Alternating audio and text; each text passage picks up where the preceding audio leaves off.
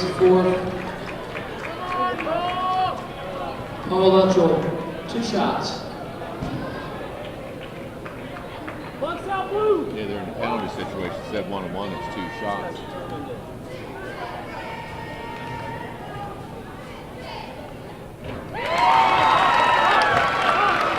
It's tie ball game.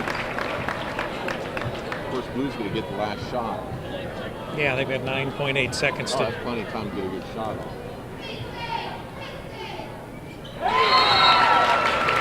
Timeout, East Clinton.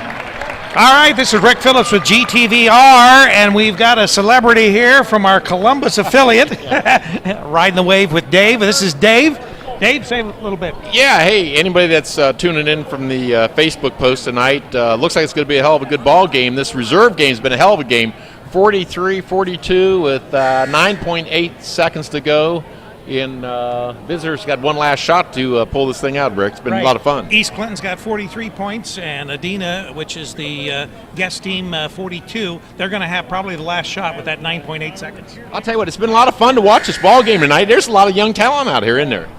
A lot of young talent. Very good talent for, when you consider East Clinton not being any bigger a school than what it is. Yeah. Okay, another timeout here. Now, what's the lookout for the high school game tonight? What's the records of these teams coming into the ball game tonight? You got any idea? I have no idea. But that's okay. What's Rick says? Broadcast crew. Yeah. Well, then you go ahead and hand the mic over to him, and he probably has some kind of idea. But it's going to be exciting no matter what, right? And there's actually halftime fun too. You're interviewing the cheerleaders, right? Well, I'm not. Probably Lee will want to do that. Oh, Lee will? Okay. I don't get all the good jobs. All right, here we go.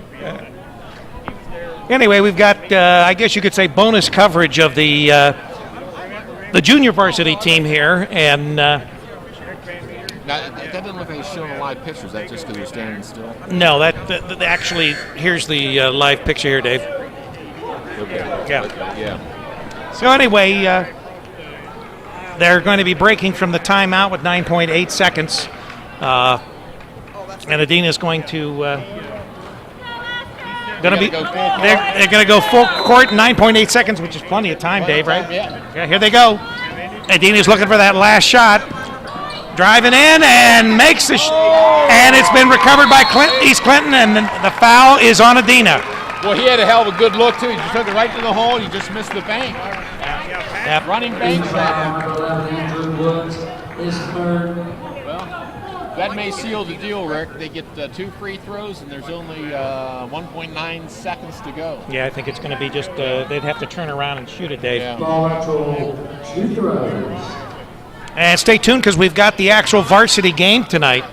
The varsity game will be following shortly after the junior varsity game. Yep. But we have this junior varsity game sort of starting in our pregame broadcast. Now, is that showing the volume being kind of high because it's shooting straight on up? No, the volume's fine. Or is that the pitch? Yeah, no. Lee, who do we have tonight as far as our pregame interview?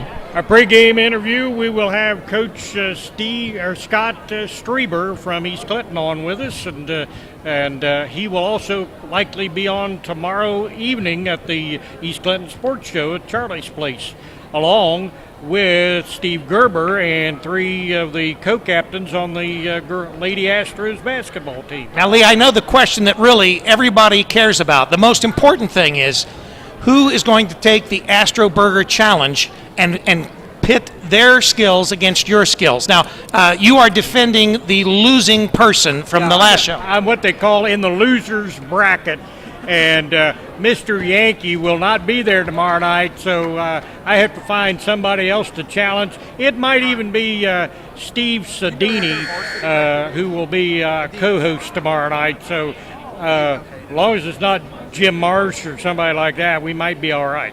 Now, do they supply there at Charlie's the Pepto-Bismol if you got a little bit of indigestion? Yeah, but you better come with an empty stomach, because otherwise you ain't going to make it.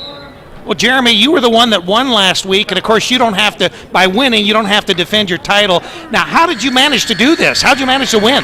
Well, I don't know. I love to eat, but I think the one thing is I just kept an eye on Lee and his progress, and I just tried to stay one bite ahead of him. I just didn't want to go down to defeat. That's my competitive nature. Well, I'm sure that Lee will try to defend his losing title tomorrow night, and that, of course, starts at 7 o'clock, and that'll be from Charlie's Place in Sabine, Ohio. Yeah. Well, there's Principal Matt. I guess we've got the final. The final on the JV game was East Clinton 45 and Adena 42. And we're going to be starting our pregame show as far as the regular broadcast. Got a cable challenge here.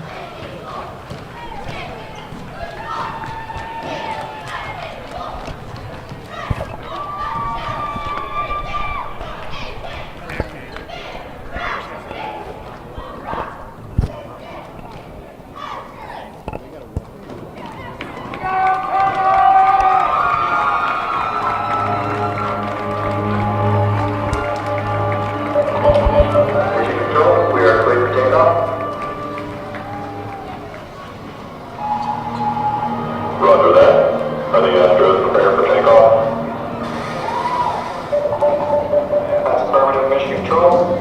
Captain Streamer, Floyd, Hunt, and the rest of the crew are clear to launch. Roger.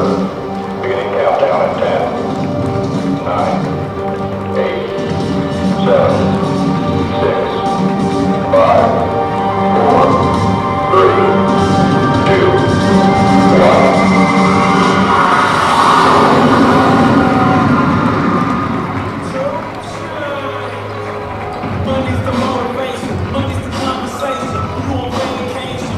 Welcome, ladies and gentlemen, to another fabulous broadcast here at East Clinton High School. New entrance for the Astros this evening, put together by Jason Bassford and our multimedia productions crew. Jeremy, what'd you think of it?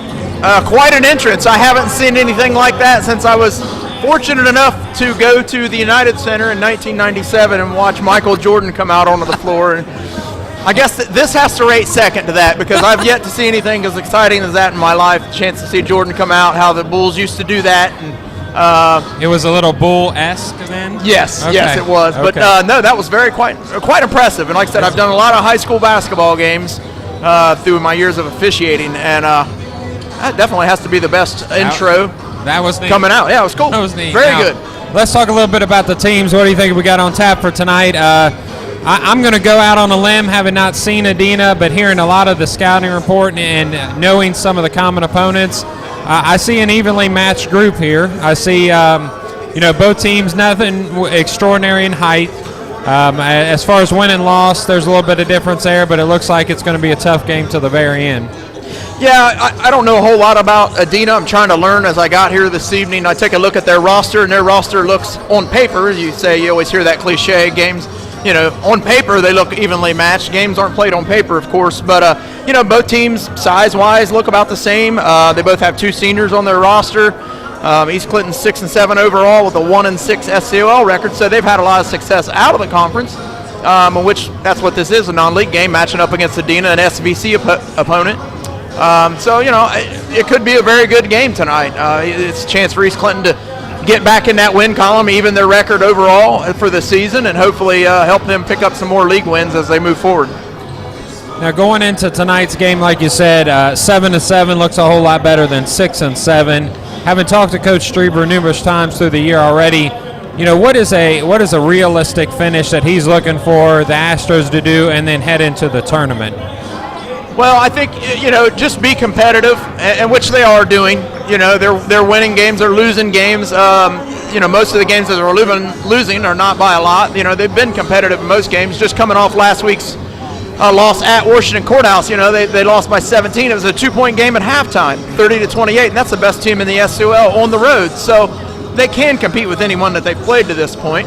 It's just a matter of, maturing because, when you have a roster with only two seniors and one true leader in Dalton Floyd, that's the starter, the only senior starter, you are a young basketball team. Yeah. Young basketball teams progress slowly. So, I think he has to be not ecstatic with where they're at, but pleased with the progress that they've made. So, it all comes down to that March run. How deep can they go in the tournament? What's their draw look like? I think they'll be ready to go. They just got to keep progressing. And this has the potential of being one of those peak at the right time seasons. You know, we talk about that in the collegiate level and in the professional level. You want to peak at the right time, and this does lay out to be a perfect scenario. Are they going to peak at the right time?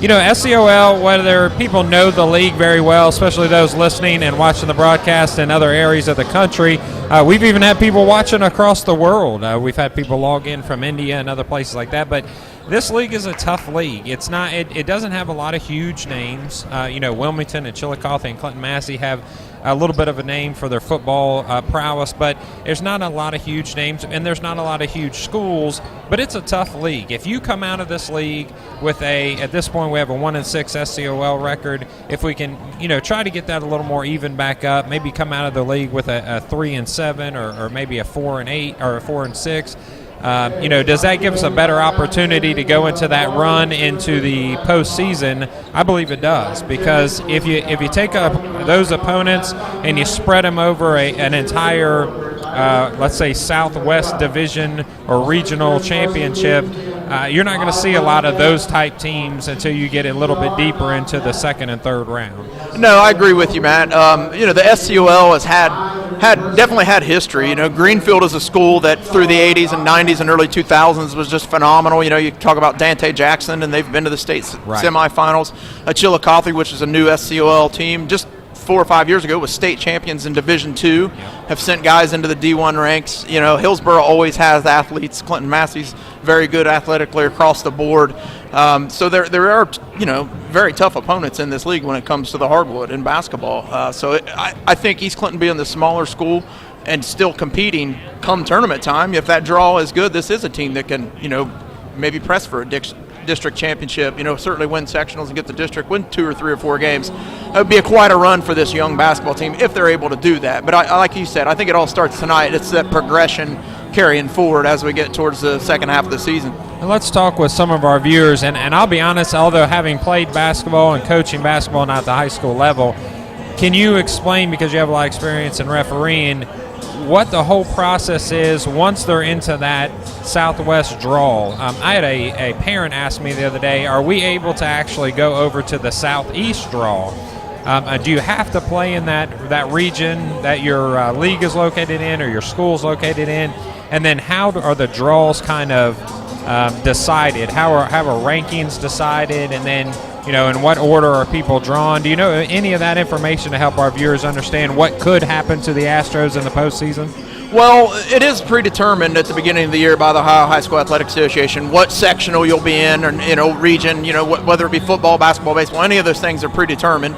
You know, and you're matched up with schools according to size-wise, and there are 4 divisions in basketball. So when East Clinton does go to that Southwest draw, all the coaches will be there and be present. And then I believe they all have a vote. You know, they'll seed each other. So, you know, of course, your higher-seeded teams are your better teams, better records. Now, they come from different conferences. So, you know, East Clinton may be at the end of the year, let's say 11-11, right around that 500 mark. Oh, they may draw someone that might be, you know, 16-6 that played in a much weaker conference. They could be very evenly matched, or vice versa. You know, they might get someone that's only won 6 games, but, you know, played in the Dayton Public League and has played a phenomenal schedule all year. So come tournament time, records, really, I don't think records really matter as much. It's only getting you seeded. But after that, you know, it's time to show up and play, and whoever plays best is going to win those games, of course. So that's why I think the conference that East Clinton plays in, the SCOL, playing against these schools that are bigger, come tournament time, it's going to get them tournament ready. I don't care who you're drawing. It's going to get them tournament ready. Okay, we're going to bring Scott Strieber in, head coach of the East Clinton Astros. Jeremy's setting up right now. While he's getting set up, we just want to make sure that you know tonight's broadcast is brought to you by Charlie's Place in Sabina. Make sure you visit Charlie's Place for all your pizza needs. Coach Strieber, good luck tonight. Give us a little scouting report on Adena. What do we know about them? Well, not a whole lot yet. We know they're young. They start a freshman, a couple sophomores, a junior and senior. They're really young. They get up and down the floor well, score a lot of points. They scored 81 on Greenfield this year, so that kind of tells you they can get up and down the floor. Obviously shot well that game. They've struggled in a couple games, though, again, I think because of their youth. So key of the game, it should be a fun game to watch. We're going to try to get them up and down the floor as well, do some pressing, see what we can do. Hopefully we shoot well. Hopefully the effort's there. We've had a little layoff of these cold winter days and not being able to play, but should be pretty entertaining, I think, to be able to watch this one tonight. So. Well, that's what Matt and I were saying. We were looking over the rosters, and we said on paper these two teams look almost identical. You both have two seniors. You're not, neither team's real big. Yeah. So, it should be a great, fun game tonight. Yeah. What do you think about, getting a win tonight and getting you to that 500 mark? Out of league, you guys have been successful. In league, you haven't. Well, it's a non-league game, so keeping that trend going and just creating that enthusiasm and making practices easier and trying to get a spring forward into the league. I think that's crucial tonight. It is, and we talked about that. We try not to get to the records too much, but we know it, and everybody knows it. The effort's been there. The courthouse game, they beat us, by 17, but the game was close right into the fourth quarter. The kids' effort was there. That's what we got to bring. And if we can put 4 quarters of effort together, we're pretty dangerous with everybody. And but hopefully, we got a big stretch this week and then next, and a couple more weeks and this thing's wound down. Time for a tournament, so we need a little bit of momentum going into it. The guys know that. They've been kind of stepping up to some challenges. We'll see what we got. Hopefully, like I said, be entertaining tonight. So okay. That's definitely what Matt and I said. But good luck to you tonight. Go get them, Coach. Have fun. Appreciate you guys being there. Thank you. We appreciate Coach Strieber stopping by for us, just giving us a little time before the game. I know he's excited. He's thinking about what's going to go on here, how his team's going to play, but it's awful nice for him to give the fans a little understanding of what the philosophy is for tonight and then the season philosophy as well.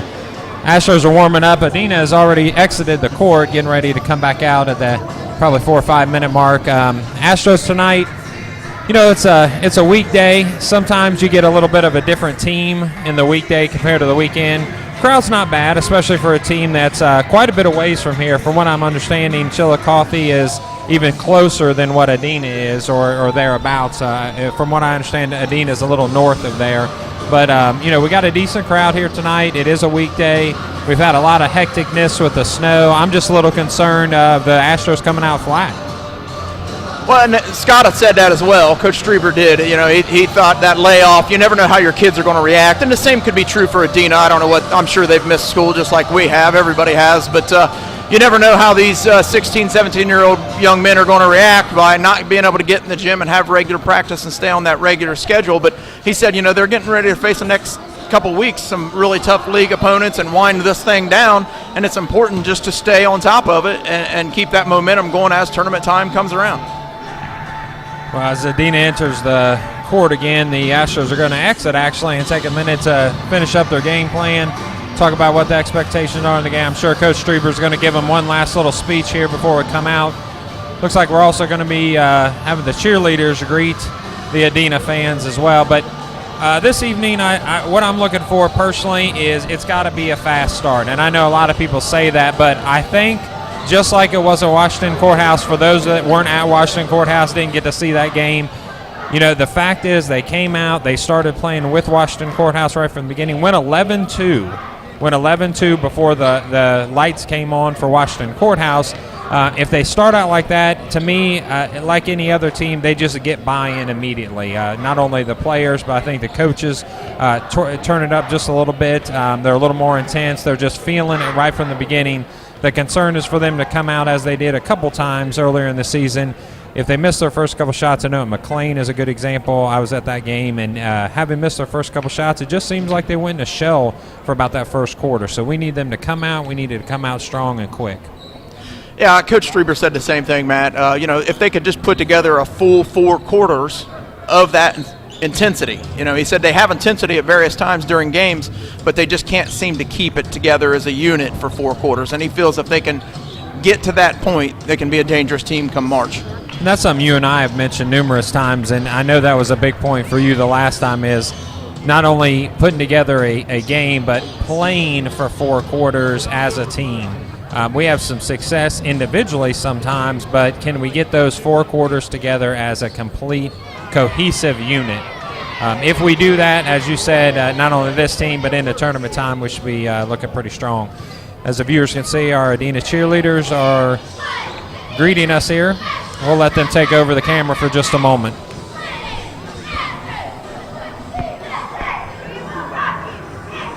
Hey, James. Can I see your scorebook for a second?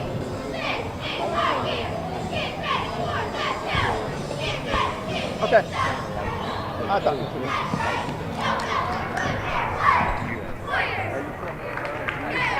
No, I didn't. Hey, James. All right, we appreciate the Adena cheerleaders coming out and greeting us. This evening as the Astros return to the court, Hey, James. Adena's a unique opponent, not having a ton of people that they've played that Astros have also played, but they have played Greenfield McLean. Adena did come out on top of that one, but it went into 4 overtimes. So something that might kind of play a role into the game later on as Adena starts warming up here, working on what looks like a zone defense. I'm sure the Astros are prepared for that, have that in mind. But, we're looking for the Astros to come out, as we said, not worrying about those first couple shots in case they don't go down. We're going to have the introduction of the cheerleaders here for just a moment. For the Warriors, Taylor Best, Chelsea Gollison, Ellen Huberman, Bethany Pettiford, Cassie Ennis, Mackenzie Roddick, Kaylee Brown, Kayla Yo, Jenna Hammond, and Brittany Johnson. The varsity Astro cheerleaders are Katie Osborne, Kristen Bogan, Erica Carver, Thank you, buddy. Maggie Bierman. So we're looking for the starters. Jeremy, do you have the starters for this evening's game? Yeah, I do. First up, we'll go with the visiting Adena Warriors. Starting for them will be Corey Collin, a 5'11" sophomore. We also have number 3, Jonathan Thomas. He's a 6' sophomore. We have number 4, Hunter Miller, a 6'1" junior. Number 5 is Ethan Shepard. He's a senior. He's 6'1". And also starting for the Warriors is number 34, Wyatt Shanton. He's a 6'2" freshman. And for East Clinton Astros, starting lineup tonight, we have Dalton Floyd, 6'2" senior. We also have the other senior in the lineup for the East Clinton tonight starting the game, Jarrett Huff. We also have Clyde Snow, a junior, starting. The sophomore, Johnny Blair, along with Levi Lettrell starting for East Clinton. So pretty similar lineup that we've seen from the Astros. Just looking up a little information here, Adena seems to be right between kind of north and east of Greenfield and north and west of Chillicothe. So I'm sure that Greenfield game is seen as a little bit of a rivalry. I'm sure it was heated, going into 4 overtimes. Don't know if that necessarily took anything out of Adena. I don't know how recent that game was, but it'd be interesting to see how they match up against the Astros, knowing that the Astros struggled a little bit with Greenfield's size, especially their size underneath. Seems like we're a little more evenly matched size-wise here this evening, but it's just something that we want to keep an eye on later, especially in the end of the broadcast, if those even matches are going to end up being a little more of a conditioning issue, or is it that somebody's going to step up from underneath in the post and maybe give us a few points in the paint, which we haven't seen a lot of, especially lately. It seems like, I don't know about you, Jeremy, but a lot of the shots are coming from outside that 12-foot line. It almost seems like, especially late in the game, the Astros are rushing shots, concerned about either being down or when they're getting real close, worried about just closing that gap to where it's tied. Yeah, that's something that, they definitely have some kids that can shoot outside from the perimeter, but, you can't be one-dimensional. You can live or die by the 3 is an old expression, and it's so true. You got to be able to shoot from the outside when you're open, but you got to be able to feed it down low, too, to let some of those guys like Johnny Blair or Dalton Floyd take it to the glass, draw fouls, and just not be so predictable, I guess. But one thing that Coach Strieber did say is that Adena is a team that likes to run. He said, hey, we'll run with them tonight. We'll get it up and down the court. So it should be a fun game to watch, a fast, up-tempo game. Both teams willing to run, so I assume both teams will be willing to go to that bench as well. You know what's interesting is, I look at this team and kind of where they are going to go in the next couple of years. Coach Strieber's made no bones about it that he wants to be a running team, that he wants to be a, up and down transition type of basketball team. I don't know if that's the makeup of this team just yet. Maybe as the year goes on, they're going to continue to transition into that fully. But what do you think over the next couple of years? I mean, it seems like that we could be set up for a good run if they want to have that type of mentality. We're going to take just a break and honor the United States by having the Star Spangled Banner. We ask gentlemen to remove your hats and stand for the playing of our national anthem, the Star Spangled Banner.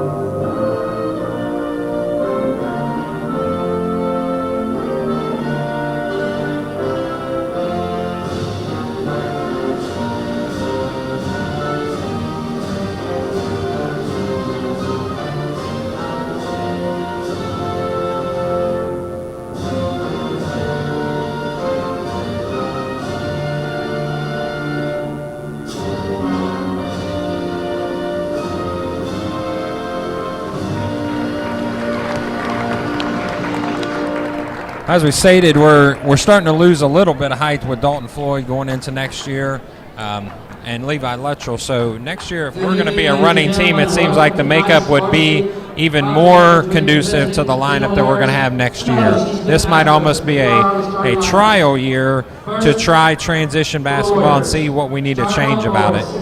Yeah, I agree with you. There's definitely not a lot of size on this East Clinton team. But there are a lot of athletes, and as a coach, you try to always play to what your athletes can do. Don't force them to be something that they're not. So I think with Coach Strieber's mindset is with this team that he has now, and obviously only 2 seniors, you're going to be able to see the future quite well. It seems like a good idea to me, and at times we see them run the ball really well. So and this is going to be a good test for them tonight. They're going to play another team that's similar to them, and they like to run as well. So we're going to see who's going to be able to run it better tonight. Talking to a few of the fans just over the last couple of games, I'm not sure that Coach Strieber has maybe committed to that transition basketball fully yet, and that's no fault and that's no knock on him. It's just to say that I think he's still feeling out. Believe it or not, this late in the season, you're still looking at lineups. You're still seeing who goes best with who and who plays better with whom. And by doing that, I think you're going to get perfect for the tournament. It's better to try it now and work out a few things and worry about those things even later in the season. Yeah, definitely. I agree with you. Trying to get that chemistry, those correct 5 guys out there for that right situation is so important, and that's what good coaches do. They can spot that, because what might be your best lineup on one night may not be your best lineup on the next night. True. Just because of not only who you're playing, but some nights some kids are more into it than others. Someone's shooting the ball a little better than someone another night. So that chemistry can change from night to night. I heard on the way here, actually, I was listening to the John Calipari show, and I heard that comment said by Coach Calipari, which my wife would be very proud of me by throwing his name in there. It is different nights and different lineups work on different nights. So this lineup right here, let's say they go out and they score 80 points and everybody's just the perfect chemistry. The very same group of people the very next night, something might not be right. And we have to learn as a team, when is it correct to know I'm the guy that's going to be the shooter tonight, I'm going to be the guy to rebounder. Kentucky says, Coach Calipari says that they are working on finding when somebody's going a little low who can come up a little high for them. So I think we're in that same spot. Yep. And getting it started right away. It was a 3-pointer from Colin Corey for Adena. The Warriors up quick and early, 3-point lead over East Clinton. East Clinton's first possession here.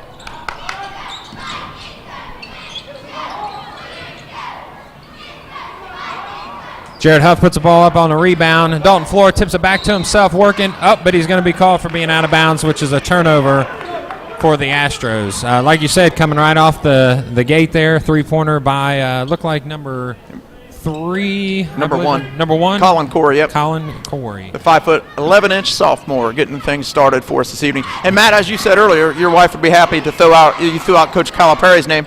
Let me just make mention of these officials here real quick. We got Rodney Captain, Christopher Dodd, and Phil Loudon, all former students of mine. When they came in and got their officiating license, I was teaching the class. So awesome. It's kind of neat for me to see my few guys that I got to help along the way. Yes, proteges, if you will. Well, I guess. Let's hope they have a good game tonight. Yeah. Caleb Kaplinger matching the Adena Warriors with a three-pointer from the far corner. Cap has been able to do that all year. It just seems like three-pointers are his thing. That's what he likes to shoot. That's where he's comfortable. He'll still bang on the boards, don't get me wrong, but he loves those three-point shots. Yeah, it just goes to show that Clyde Snow's not the only one on his team that can throw up those threes. They got a few other guys that can step out there from that three-point line and knock them down. White and Shanton for the Adena Warriors. Ball's brought down the court by Clyde Snow, then to Levi Luttrell over to Jared Huff. Looks like a trap coming in. Right underneath to Clyde Snow. Missed a window there to get the ball into Dalton Floyd. Caleb Kaplinger for another three. Put us up quickly, 6-5. Astros by 1. I will say this, a little bit unique look. We're seeing a little more than half-court pressure on the ball, which, for the most part in the year, the Astros haven't put a lot of full-court or three-quarter court pressure on. So we'll see if that benefits them this evening. We'll definitely see a lot of threes each side. I think both possessions now for each team, everyone's put up at least one three-point attempt. There's a tap to Jared Huff. He's also going to shoot from way outside. Levi Luttrell gets the rebound, goes up strong, goes off the front of the rim. He's going to immediately put defense on number 5, which is Ethan Shepard. Ethan Shepard passes it to number 3, Jonathan Thomas. Thomas brings down the court and then brings it back out to Hunter Miller. Hunter Miller back to Thomas. Thomas drives, to Colin Corey. Looks like that a player control foul is going to be called on number 1. Again, Colin Corey with the player control foul. Ball's turned over to the Astros. Yeah, good defense there that time by Levi Luttrell. He's seen the guy trying to drive the lane, took away his ability to get to the hoop, and picked up a nice player control foul. Jeremy, I think good call there, by the way. Yeah, I was going to say, you talked about this last time. I really think the fans, if they didn't get to hear it, missed a great explanation. Talk for just a second about player control fouls, and it's not about the feet. No, it's not about the feet. It's just about the position on the floor, which, of course, your feet are on the floor. But the defender is entitled to any spot in the gym from the floor to the ceiling. He can be up off the ground. He can be on the ground. That's what I was going to say right there is a travel. I was hoping they were going to call that right. But, it's not about so many people have this misconception. Well, he wasn't set. His feet weren't set. That doesn't matter as long as you are in a legal guarding position. Now, you can pick up a player control foul. You can be moving side to side, backwards, whatever. It's just whoever gets to that spot first. And you had talked about having kind of mentored or been at the school to show these officials. Is that hard for officials to understand sometimes as well? Well, it's definitely the hardest call, I think, in all of sports. I mean, because it happens so fast. And, with the basketball officiating, you don't have time. Like, in football, you can go over and meet with another guy and say, oh, what'd you see? You can do that sometime, but it's something you can't make a common practice when you're officiating basketball. You've got to be bang, bang. You've got to be putting the ball in play, getting it up court, because that's the tempo of the game. That's what the fans and coaches expect to see. You can't be indecisive. And that's one thing I always told young officials when they were coming through my class. It doesn't matter. I mean, if you're a little bit hesitant at all, just sell it. Just go with it. Just, hey, act like you know what you made the call. I couldn't agree more. Even at the young age my son is at, it bothers me when you hear a timid call. Even if you're wrong and even if I'm upset, make it with some gumption, make it with some gusto. Not that I'll even believe you more, but at least I'm going to have more respect that you're, buying your own Kool-Aid there, if you will. Exactly. Wyatt Floyd tries to go with the block, and ball's put up and scored by Wyatt Shanton. More full court pressure being applied by Adena. Ball's kicked out wide to Cole Floyd, and a two-point shot gives the Astros a 12-7 lead. Number 4 brings up the court Hunter Miller for the Adena Warriors. He's picked up at center court by Cole Floyd. Pick set, and number 3 drives the lane, Jonathan Thomas. Another three-pointer by number 5. That's Ethan Shepard. Full court pressure again applied by the Adena Warriors. It looks like pretty soon I would think Adena's going to have to go to their bench because they are going full court every single possession. Wyatt Floyd with the catch on the rebound and a quick dump in gives him a 14-10 Astro lead. Yeah, I agree with you, Matt. I'm impressed with Adena's efforts on both sides of the court. You know, they're putting that full court pressure on. They're moving the ball around, and they're getting a lot of touches, getting a lot of open looks because of their passing game. So fabulous spacing. Yes. I think their spacing is fantastic. I teach to my younger teams that I've coached that spacing is a huge part of it. We're going to get a traveling call on Jared Huff. He did get the rebound, but couldn't get his feet under control as he brought the ball down. Yeah, I agree with you. Spacing is so important, and that's a sign of a well-coached team. Both these teams look like they're doing a great job of moving the ball around a lot. Adena's definitely moving it well, and I think that's something that I know the Scioto Valley Conference very well. It's a very good basketball conference. There's some great teams in that conference. Now, help us out and the players, or help the fans out, I should say. Who is in the Scioto Valley Conference? Well, it's mainly a Ross County league, all Chillicothe area teams, with the exception of Piketon. But if I can remember them all here real quickly, you got Piketon, you got Adena, Zane Trace, Paint Valley, Unyota. Who am I forgetting? I've refed at every school in that conference too. Southeastern, Richmond-Dale Southeastern, very good basketball program there as well. It's all about the hardwood. They got some good football down there as well, but great basketball conference, great fan support. I never went to a gym, and I got to officiate in that conference for probably about 12 years. I never went to a gym on a Friday or Saturday night that wasn't full. Packed. It didn't matter who was playing. Right. It didn't matter what the records were, whatever. It was just great rivalries because all those schools in that conference are so close in proximity. Yeah. They're all short bus trips away and very competitive. It's where the town shuts down and everybody goes to the basketball game. Looks like Adena streaking up the floor here, number 4. Looks like a blocking foul is going to be called on Caleb Kaplinger. Number 3, driving the ball, Jonathan Thomas towards the hoop. It looks like they're going to get 2 shots on that. Yeah, it looked like Caleb just stepped in there just a little bit late and got a little bump on the body there as Thomas was driving the lane. We're going to have a couple guys checking in here, too, after this free throw. Number 23 for East Clinton is Johnny Blair, and number 40, Isaac Thomas for the Warriors. I'll be honest with you, this is something just for my own personal curiosity I've wanted to see. Clyde Snow, which is he's always running the point. Johnny Blair will take the point over if he needs to from him or at particular times. Looks like Johnny's going to run it from now on. Let's see if there's just a little bit of a change in the demeanor of the team with Johnny Blair, a sophomore, a little bit less dribbling, a little bit less of three-point shots, a little give and go. 2-point basket by Johnny Blair, and he turns it into a little bit of full court pressure here by Cole Floyd. Yeah, nice give and go there by Blair. He kicked out on the wing and then drove the lane and was able to get the ball laid up off the glass. Nice play by the young sophomore. Johnny Blair tries to put a block on number 3, Jonathan Thomas. Ball goes out of bounds after a 3-point attempt. East Clinton with a 16-14 lead. 1 minute, 45 seconds to go here in the first quarter. Seems like it's been a fast quarter already. It has. 144 and counting down here. Johnny Blair brings the ball up the court. Number 23 for the Astros. Looks like he's setting up a play. Coach Strieber calls out Astro, bringing Dalton Floyd up to the wing. Then Caleb Kaplinger puts a 3-point shot up and scores again. That's going to be 3 for Caleb Kaplinger to start the first quarter. 19-14 Astros.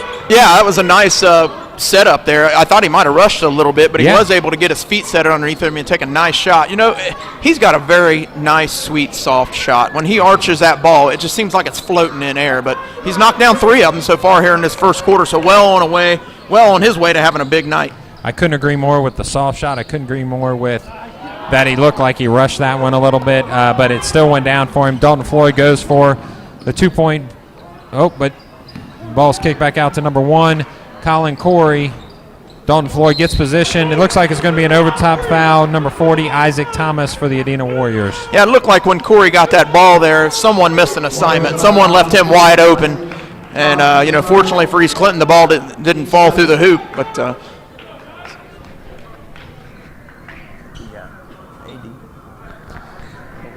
it looks like the coach was getting a little on his team about just one to shoot three-point baskets. Cole Floyd gets blocked by number 34, Shanton, and leads to a transition basket by Jonathan Thomas. Astros slow the ball down just a little bit, bringing it up to Dalton Floyd. He throws it up and gets a foul called by number 20, Dalton Floyd. That foul is on number 34, Wyatt Shanton for the Warriors. For the Adena Warriors, Jason Smith is their head coach, it looks like. How's Dalton doing at the foul line there? For the year, Dalton is 65% from the free throw line. He puts the first one down, giving the Astros a 20-16 lead. Stepping into the game for the Warriors is number 21, Christian Hooks, a 6'4" sophomore.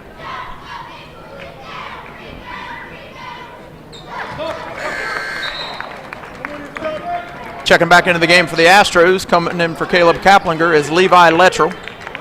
East Clinton coming out in that full court press again. This looks like more of a trapping press. Looks like they're wanting to try to get a quick turnover before the second quarter starts. The ball gets cleared by Adena. Driving to the hoop, number 3 is Thomas. Makes a shot. He's going to put the lead 21-18. Levi Lettrell brings it back to Johnny Blair. Looks like they're dropping off the pressure just a little bit. Single person pressure at midcourt. Johnny Blair runs the play here. Looks like a cut by Dalton Floyd. Cole Floyd around him. Ball's kicked out of bounds by the Adena Warriors. Returned back to the Astros. 2.1 seconds left in this first quarter, so East Clinton's going to have to look quick here, set up some type of play where they can get a quick shot off. Ball's inbounded to Cole Floyd. He's got to turn around and throw it up. He will get the shot off in time, but it goes off the back of the rim, ending the first quarter with a 3-point lead for the Astros. You know, Matt, one thing I'm impressed with, we talked about Adena and their ability to move the ball and spacing to floors. They got a lot of different guys who can get in a scoring column. We've seen a lot of all 5 of them or whoever else was on the court taking good shots. They found the open man. They took good shots. Didn't seem like they were rushed. They drove the lane. It looked like a very well-coached basketball team, and I think Coach Strieber has to be pleased as well with his first quarter from his ball club.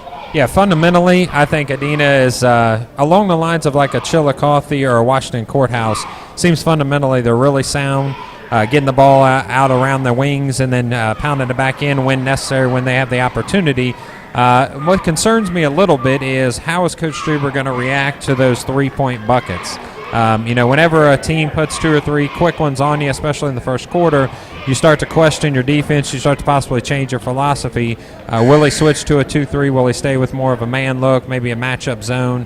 We'll see as the second quarter starts here for the Astros. Yeah, like you said, Coach Strieber has to be concerned about the 3-point shooting ability of the Warriors, and they had all 5 of their starters scored in that quarter. 3 of them knocked down 3-pointers, so they can all shoot the ball pretty well. And, of course, leading all scores with 9 points. Caleb Kaplinger as he knocked down those 3 threes in that first quarter. Clyde Snow brings the ball up, hand off to Cole Floyd, who then hands off to Johnny Blair, drives the lane, brings the ball back out, and it's going to be looks like the ball is going to the Astros. Inbounds play underneath. Levi Lettrell will throw the ball in. Stack set to Dalton Floyd underneath. A quick 2-point score. 23-18 is going to be your score as we start the second quarter. Nice drive there to the hoop. Dalton found a crease there in the lane, was able to get the ball and just lay it up off the glass. This might sound odd, but that almost seemed too easy. It did, because there was a lot of guys in the lane. It's just like I was kind of shocked, like where did he come from? How did he get through there? But sometimes Dalton can make those drives to the lane look easy. Dalton Floyd with the rebound. Yeah, he's got a little bit of length on him. He's pretty smooth, so sometimes Cole Floyd actually with a nice drive there. Yeah, the younger brother says, I can do that as well, too. He says, I'm not going to be hearing about that at the house later on, so I might as well score as well. No, and if you know those 2 boys, they're quite competitive with one another, only a year apart in age, but, they go at it, and that's really one of the reasons why they're both so good. They both handle the ball well. It's a lot of one-on-one games late at night in that barn. I bet. Yeah, I've heard some stories about the barn, so I know that there's been some battles, probably some words exchanged, maybe a few elbows at times. It looks like a foul is going to be called on number 3, Jonathan Thomas for the Adena Warriors. I think he took an elbow there from Dalton Floyd as he drove by him, but he's getting called with the blocking foul. And as we talk about the Floyd brothers, You know we have a younger one that's in 8th grade. Yes. And the younger brother has to be good just to keep up with the older Yeah, brothers. and he's been beat on for so Right. many years that he's And going to be tough no matter what. He is going to be tough. He's Yeah. going to be one of those guys that as we talk about Coach Strieber wanting to run the ball in the future, he's going to come in here and be able to contribute to this varsity team in the near future. Yeah. And let his me ability. Let me say something. I'm of course my bias is the high school principal. I just saw something there. I don't know if you caught it just for a half second. Dalton Floyd leaned over to number 3. I don't believe there was any malicious intent in that elbow. He leaned over to number 3, said, "You okay, man? You good?" That's what kind of young men we have here at East Clinton High School. Maybe not the biggest and the strongest guys. We're not going to win any world's strongest competition anytime soon. But we've got good kids, we got good athletes, and we got kids that know right from wrong, and they know that, in the big scheme of life, it's more about being, good to each other than necessarily, pounding each other on the competition floor. Yeah, and you're right, and that's the type of competitor Dalton Floyd is. He's a very good young man, well-classed. He's not going to do anything maliciously to try to hurt anybody. He's going to try to beat you every time he's got the ball, for sure, because he's very competitive. But, he's a very classy young man as well. Drive to number 3, Jonathan Thomas. He misses. Rebound by number 34, and that's Wyatt Shanton, and he'll be fouled by Levi Luttrell. And 10 minutes into this game, Matt, it's exactly as Coach Strieber predicted. We're going to get it up and down the floor. We're going to run. They're going to run. That's what we're seeing. East Clinton with an 8-point lead here, but the way that Adena shoots the ball and moves the ball, an 8-point lead can evaporate just like that. Very quickly. We saw that even against Hillsborough late in that game. They were up by about 8 points as well, and then all of a sudden they're down by 2. So, we want to make sure that they stay on top. Take good shots. That's the main thing. Keep taking good shots. Don't force shots. This is the type of concern I mentioned earlier is that, when they're up by a few or maybe even down by a few, they start to rush shots. They start to feel like they have to produce something rather than honestly just eating a little clock. Like that shot right there, Dalton Floyd, you don't see him take a lot of three-pointers. No, you don't. And, he just seen it. There was really no one there to give the ball off to, and they left him open. An easy jumper for Dalton, and he can knock that shot down. So, again, his length working a little bit to his advantage, full extension, and a nice steal by Dalton Floyd. Brings it up, nice easy 2-point conversion, and there's a timeout by Jason Smith, the head coach of the Adena Warriors. Nice play by Dalton Floyd. Yeah, and as you mentioned, Dalton, doesn't take a whole lot of three-pointers. On the year, he's 3 for 8, shooting 38%. So he's not one that steps it out there too much and takes that jumper, but he definitely has the ability. If you're going to leave me open, I'm going to show you I can shoot it. And, from what Adena's seen so far, 10 minutes into this game, they were probably wanting to back down and take away his driving ability to the lane. So he's a multi-threat. He can step out there and hit that jumper as well. Now you have to start worrying about what is Jason Smith thinking, the head coach of the Adena Warriors. Am I going to change my defensive philosophy? Seems like a lot of shots, 3 3-pointers by Caleb Kaplinger, another one by Dalton Floyd. Is he going to go more into a compacted 2-3 look, maybe a matchup zone look, as the Astros bring a full court pressure or a matchup pressure here as they bring the ball down the court. The ball's swung out wide and caught by number 4. Good play by number 4, Hunter Miller, to not get an over in the back call. Yeah, definitely. He's seen that ball was heading in the backcourt, and he came from the backcourt to get all 3 points, we call it, both feet and the ball, to get it into the front court to avoid the turnover there for the Warriors. 3-point shot by Jonathan Thomas. That score is good by Jonathan Thomas. Clyde Snow brings the ball up the court, gets a pick by Dalton Floyd. Johnny Blair brings the ball out to the wing, returns the ball to Clyde Snow. Then that ball is returned to Cole Floyd. Jonathan Blair gives it to Dalton Floyd. Dalton Floyd again is going to go for a 3-point shot. Ball goes off the back of the iron. Cole Floyd goes up nice and strong. Good effort there by Floyd. It didn't look like he had any option at all getting that rebound, but was able to get in there and mix it up a little. Basket by Ethan Shepard by the Adena Warriors, and we have a 31-25 lead by the Astros. Number 34, Shanton. What are we looking like on fouls for Shanton there? That's going to be his second. Okay. And Shanton's got 6 points, so they can't afford to get him in foul trouble. What's interesting about him, he is a 6'2 freshman. I'm almost sure that Adena has a football team. I know some of the teams up there do not, but Looks like a nice-sized kid for a freshman. Now, I would say this is one time where the 6'2" is not a lie. You know how those college or those high school basketball coaches like to extend some of the heights, but he really looks 6'2", and he really looks like he's put together for a freshman. Right, yeah, definitely. You wouldn't think that young man is a freshman, the way he plays, the way he carries himself, and just how his build is. Definitely very well put together for a freshman. And Adena does have quite a football program. And it's been a non-league opponent for East Clinton in past years. So we're a little bit familiar with them. Ball gets pushed down low to number 21, Christian Hooks. That ball's returned to number 1, Collie Corn. Number 10, Clyde Snow is going to get called for the blocking foul, or the push foul, but it looked like number 1 might have had a little bit of player control there. I have to agree. And like we talked about earlier, it's the hardest call in basketball to make because it's so bang. And Rodney made that call that Clyde had his hands on him. And that could have been first. Maybe Clyde had a little bit of push on him first before the guy drove. Late. So, I didn't quite see that. But from what I looked at, it was definitely, I thought it was player control. But we might have missed something here right in front of us. Ball's turned over by the Adena Warriors back to the Astros. Johnny Blair bringing the ball out on the sideline. Checking back into the game for Adena is number 4, Hunter Miller. Clyde Snow gets the ball, brings it into the front court, calls the play. Levi Luttrell with the pick underneath. Dalton Floyd comes out underneath and open, but the ball's turned over to number 1, Colin Corey. Looks like he might have tried to push that just a little bit, and the ball comes up short with Johnny Blair pushing the ball up and going over to the Astros.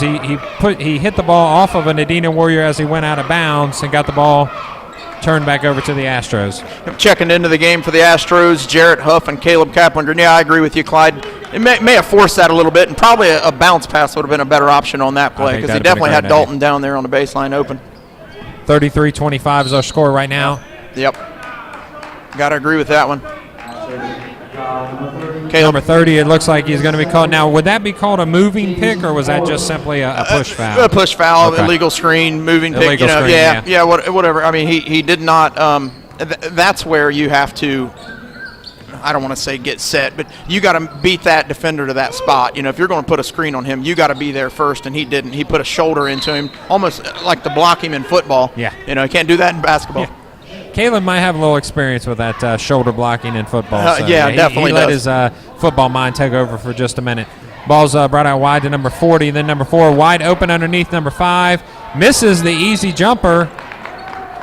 And it looks like we're going to get an over the back call on number 40, and that would be Isaac Thomas by 5'11" sophomore Isaac Thomas, number 40 for the Adena Warriors. Yeah, it looked like Ethan Shepard had an easy layup there, but he just kind of lost control of the ball and wasn't able to, once he gained control of the ball, 2 East Clinton defenders converged on him and made that shot a little more difficult. Johnny Blair underneath, looks for the open look, but number 5 blocks it out of bounds. That's Ethan Shepard. Christian Hooks checking back into the game for the Warriors. Coming out's number 40, Isaac Thomas.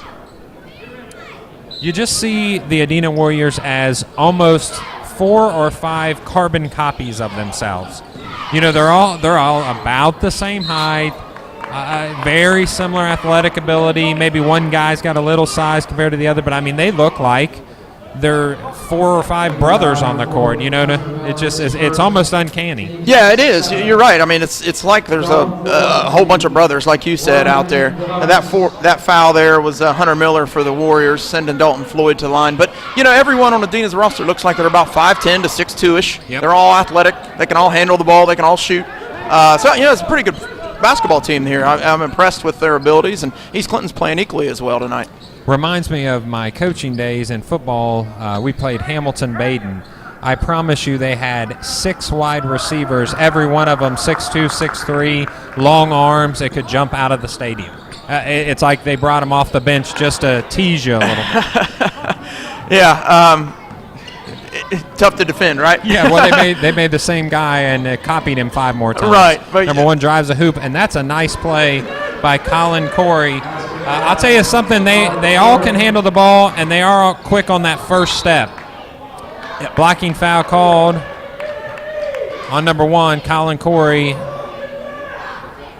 And I think it was a good call there by Rodney Captain. It seemed like Caleb was able to get his body around the defender, so therefore, the cause of the collision was the defender's fault. So a good call there. Caleb will be going to the line, shooting 2. 33-27. 33-27, Astros lead. Jared Huff coming over, giving instructions to Levi Luttrell, who's about ready to check into the ball game for the shooter, Caleb Kaplinger. Next dead ball. Ball's almost stolen by Kaplinger as it brings it back over the front court. Swung out wide to number 5. Rebound attempted by Johnny Blair. Dalton Floyd turns around to number 4. Hunter Miller gets the rebound and puts it back in for a quick 2 for the Adena Warriors. Kind of a 1-3-1 look. This is a change in the defensive philosophy. Let's see how the Astros. Jared Huff with in and out rim. Ball's being pushed back up the court by number 3, Jonathan Thomas. Kicks it out to number 1, Colin Corey. Ball's rebounded by Caleb Kaplinger to Johnny Blair. Johnny Blair brings the ball into the front court. Going to pass it off as he brings it into the lane. Passes off to Caleb Kaplinger. The ball's returned to Clyde Snow. Clyde Snow brings the ball back up to the. Caleb may have got away with another one of those shoulder blocks that we talked about earlier as he dished that ball off. Ball's tipped as he goes out. Caleb Kaplinger looks like he might have been hurt a little bit on that one. Ball's blocked out of bounds to Caleb Kaplinger by Caleb Kaplinger. The Astros are going to set up their defense with a 33-29 lead with 45 seconds left in the second quarter. Yeah, I think Kaplinger, like you said, it looked like he might have been hurt a little bit. Either he came down on that when he landed, he came down a little wrong, or the defender may have caused a little contact there. I think the defender went knee to knee with him. Yeah, I think so, and he did grimace there for a second, but then was able to regain his composure, come down court, and make a nice block on the defender. That's kind of the attitude of Kaplinger. He's going to give you 100%. No matter if, looks like a carry there by the Adena Warriors, but it wasn't called. Johnny Blair pushes the ball up the court. He's going to take the ball into the lane. He's going to be called for a charge, player control foul on number 23, Johnny Blair. With 32 seconds left in the second quarter, 33-29, East Clinton Astros lead. So Adena has slowly cut that lead from 8 to 4. 32 seconds left. A little bit of pressure here coming up from the Astros. They'll bring the ball from the backcourt into the front court with right around 25 seconds as the head coach, Jason Smith of Adena Warner, calls out their play. It looks like they're going into a very simple 4-corner dribble drive. It doesn't look like it's very complicated at all. It's one pass off and drive to the lane. Unless we close down that lane, they're going to be able to do that all night. Levi Luttrell kicks it out to Johnny Blair, up and over a defender with 0 seconds left. The ball's, unfortunately, the ball's thrown across the court trying to score at the last second, but it hits one of the East Clinton cheerleaders who's tough just like East Clinton football and basketball players, shakes it off and comes out to midcourt in order to do a raffle drawing there. Yeah, Caitlin Moore took that shot there, that full court length shot that was way wide of the basket and hit her right in the shoulder. But like you said, tough. I think she's in gymnastics. Those gymnastic girls have to be tough. Absolutely. She is definitely a gymnast. She's one of our premier tumblers, and if she can go across one end of the court to the other tumbling, she can take that basketball to the shoulder. Definitely. So what are we thinking here? We're one half of play in. It's 33-31 Astros. I guess if we're just gonna give a kind of a blunt overview, came out hot, came out quick. Seemed like running out a little bit of gas there towards the end, and Adena actually ratcheted up the intensity just a little bit in that second quarter. Yeah, I think that Coach Strieber, like he said, it was going to be a game that was fun to watch, and it has been up to this point. It's a game where both teams are going to be able to run. Both teams have done that very well, shot the ball from their perimeter well, drove to the basket well, passed the ball well. Both played good defense as well also. I think Coach Strieber has to be pleased with the first 14 minutes of this half. The last 2 minutes, East Clinton kind of just, like you said, at times, they will lose a little bit of composure, rush some shots, not get good shots. And Adena was able to cut that 8-point lead with about 2 minutes to go down to 2 at the half. So, you know what? I'm impressed with both teams. Both teams are playing good basketball, fun basketball to watch. And very fundamentally sound. What's interesting is Well, how about that? We had a drawing here. The cheerleaders have sold tickets in order to help finance their trip for a national cheerleading competition. They've been selling a donated car, tickets to a donated car. Wouldn't you know, our head football coach, just won that car. So I'm sure he'll be excited to hear that. In fact, that might be something I need to text him here in the next couple of moments and let him know about his big win there. Yeah, you better let him know. We'll take a look at this scoring here, Matt. And like I said, I've been impressed with Adena's ball movement and their handling and how they got a lot of different guys that can score. All 5 of their starters are in the scoring column, and they were in the first quarter, but it's such a balanced scoring. If you look at this scoring here, Jonathan Thomas has 8 points in the first half. Ethan Shepard has 7. Wyatt Shanton has 6. And then with 5 points apiece, we have Hunter Miller and Colin Kors. So every starter on the roster has at least 5 points to 8 points.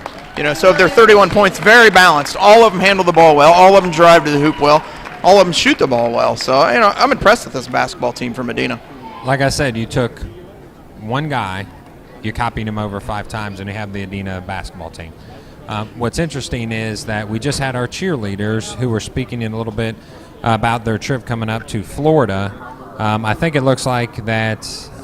What do you want me to do? Looks like Jeremy might be directed out to speak to the cheerleaders for just a second. It doesn't matter. I can do it. Interview a few of the cheerleaders about the trip. Okay, we're going to take a moment and speak to the head coach, Heather Miller, as well as some of the cheerleaders about their upcoming trip to Nationals, which is going to be in Florida. So we'll turn the mic over to Jeremy and Coach Miller. Get in here, Heather.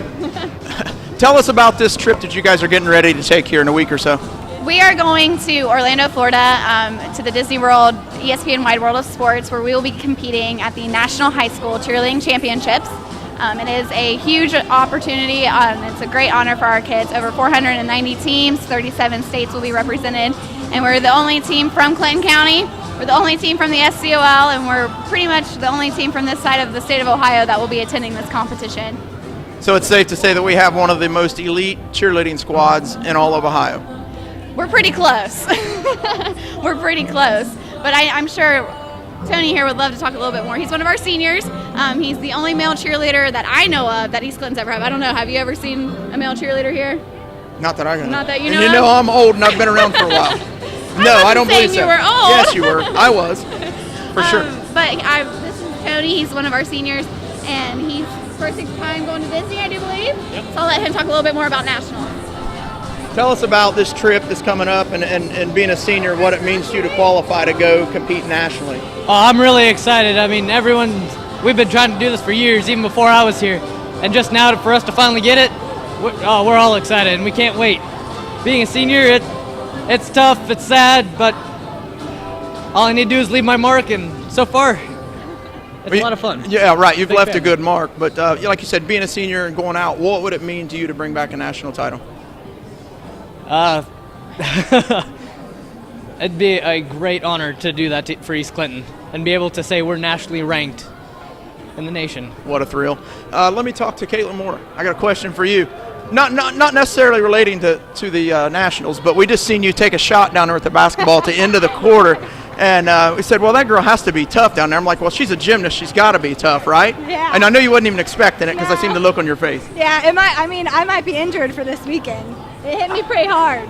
You better not be injured for this weekend. Just be tough like your brother. Yeah, I will do that. Okay, well, good luck to you guys. Best of luck to you. Thank you.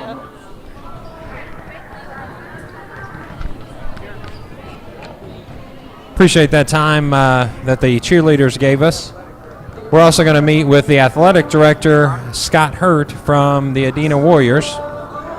We'll turn the mic right back over to Jeremy and the athletic director, Scott, thanks for taking the time to meet with us tonight. Matt and I have been talking here about Adena, and I officiated basketball for about 16 years, and I worked a lot of SVC games. So bring us up to date on who the top teams are in the league this year in the Scioto Valley Conference.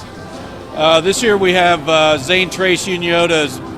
They've been battling out. We have a big struggle tonight between Piketon and Uniota for first place. Piketon being a game behind and Unionota looking to spread it out a little bit tonight. Well, and I commented to Matt earlier, I'm very impressed by this basketball team. He said it looks like they're almost a clone of one another. They all handle the ball well, they all shoot the ball well, and I was impressed with their scoring in the first half. All 5 starters in the scoring column. A couple of them got 5 points, 6 points, 7 points, and 8 points. So it's very balanced attack from this team, and it's a very young team. Yeah, we are very young. We've struggled in the past 4 or 5 years, and Coach Smith's done a good job of getting us back into.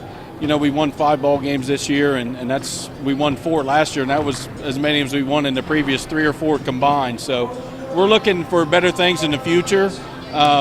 We've got a bunch of young kids, and we've got some junior high programs that are doing well. So, in 2 or 3 years, we hope to be back up towards the top of the SVC. Well, it looks like you guys will be competing here, like you said, up to the top. It looks like, a very fine basketball team. Best of luck to you guys. Welcome to Lee's Creek. Enjoyed having you. Thank you.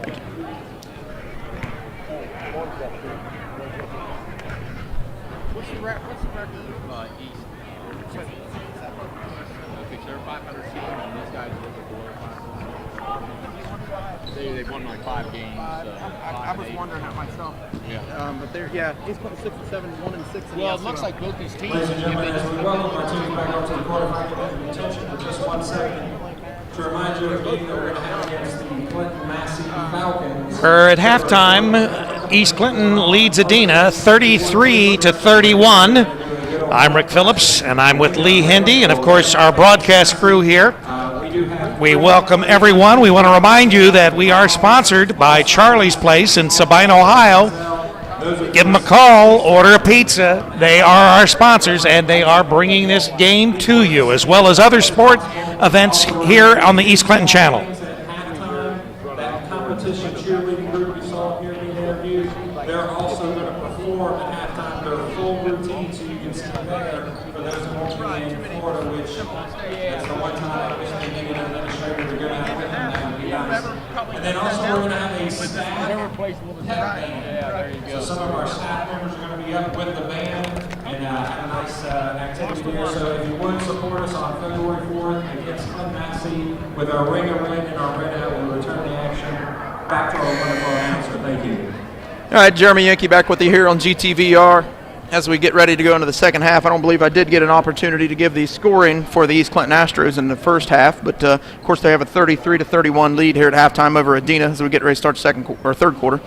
Dalton Floyd led all scorers in the first half with 12 points, 9 points for Caleb Kaplinger. Of course, those came on his 3 threes that he made. Cole Floyd with 4 points, and then an abundance of players with 2 points apiece. We got Levi Lettrell, Johnny Blair, Jarrett Huff, and also Clyde Snow with 2 points apiece. So I think it'd be crucial to get Clyde Snow going in that scoring column here as we move into this second half. He's kind of been a little silent tonight. He's averaging nearly 9 points a game. So if he can get a few buckets and get himself going, it would definitely be a big asset to the Astros here as we start the second half, Coach. And we return to action. Adena bringing the ball to the wing, number 3. Jonathan Thomas returns the ball to number 4, Hunter Miller. I'll be honest with you, again, carbon copies of themselves, but if there's one guy that sticks out a little more than anybody else, number 3, Jonathan Thomas, not only with his scoring ability, blocked by Dalton Foul, but he's going to be called for the body foul. Just seems like number 3 might have an extra little step on everybody else with the speed, that first step towards the hoop, and that's Jonathan Thomas. Right, I agree with you. He's a 6-foot sophomore, and then, I'm also impressed with Wyatt Shanton, a 6'2" freshman. It's something that the athletic director, Scott Hurt from Adena, talked about. This is a very young basketball team that's won 5 games this year. All of last year, they only won 4. So, it's a program that's on the up and coming into the Scioto Valley Conference, and I'm impressed with them. And as we're tied up here, as Adena takes the lead here to start the second. No, I'm sorry, scoreboard's a little messed up. I believe they just tied it. Our score was a little off there on the board. 33-33 as we move on into the third quarter. Now, being a little bit away from you, I couldn't hear what the athletic director for Adena said. How are they doing in Scioto Valley play? They're not one of the better teams. He mentioned the best teams, which traditionally is always Zane Trace. He said Unionota also spoke highly of Piketon. And they're young. This is a team that he thinks can contend in years to come, and as we see these freshmen and a few sophomores really contributing tonight, definitely they can because they're playing very well. Number 34, Wyatt Chanton, steps off the court now. He's coming out as he picked up another foul, but he's a big, aggressive young man that's only going to get bigger and stronger as you move forward. The athletic director also mentioned that they have very good junior high basketball programs as well, 7th and 8th grade teams. So Adena is a team in the next 3 to 4 years that it will probably compete for a Scioto Valley Conference title. Basket by Dalton Floyd. Jeremy, if we get a break in the action, please remind me to tell you my Chillicothe Zane Trace football story. It's one that might give the fans a chuckle. But back to the action here. Number 3, Jonathan Thomas returns the ball to number 4 with a nice shot fake and drive the lane. A foul's going to be called in the lane on, it looks like, the Astros number 34, which would be Levi Luttrell. Stepping up to the line for the Warriors is number 4, Hunter Miller. Miller, 2 shots.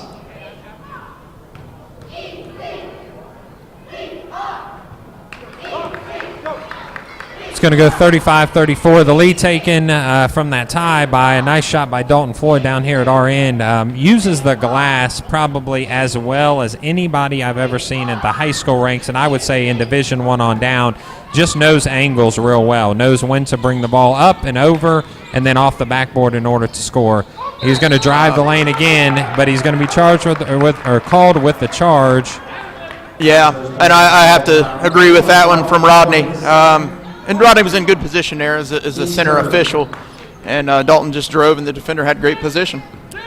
Now, talking just for a second on the officiating, it was interesting that gentleman made the call. We call him the FAR official. I wonder why the call wasn't made underneath by the basket official. Well, because Rodney was the center official there, so basically, even though off to the side. Yeah, okay. And he's got the angle of everyone shooting through the lane. So you have a trail official, you have a lead official, and those are the guys that are on the same side of the court. The lead official underneath the basket, he'll dictate where he wants to move. He can move, if the ball's on this side of the court, he'll move over. If it's on that side of the court, he'll move over there. So the 2 other officials have to adjust. One becomes a trail, one becomes a center. Well, as Dalton drove down the lane, the far baseline or far sideline from us, Rodney was in perfect position there as he was basically right on looking between the offensive player and the defender, so he had a perfect angle. That's a good explanation. I appreciate that. That helps me out, and I do understand what you're saying now, especially from that angle. He would have had a wide open look at a drive down the lane there, so that makes me understand where why the lead official would have had to been looking through the back of the defender, right. and he would have been called what we call straight line. You can't make that call when you're looking through the back of somebody. You have to see the angle between the 2 players, and that's something I always stress to my class, which all 3 of these guys took. Be in position. That makes your calling so much easier. When you can see between the 2 players, you're in the best position. Right. So, the players are moving constantly and quickly. You can't stand there and constantly. Yeah, you have to move as they move to always put yourself in the best position to make the correct call. That's an excellent take on it, and something I've never thought myself, that the officials need to move as the players move. Ball's returned to the top of the key by Dalton Floyd. He's going to drive in, take a nice open shot, pop over. He's going to steal the ball back and then return the ball back to the hoop, missing it. And the foul is going to be called, I believe, on Dalton Floyd over the back, number 20, Dalton Floyd. Yeah, Dalton had a nice, easy little jumper there, and then was able to get the rebound. Nice hustle on his part. Right. Tried to lay it up off the glass and maybe got a little frustrated and went over the back there.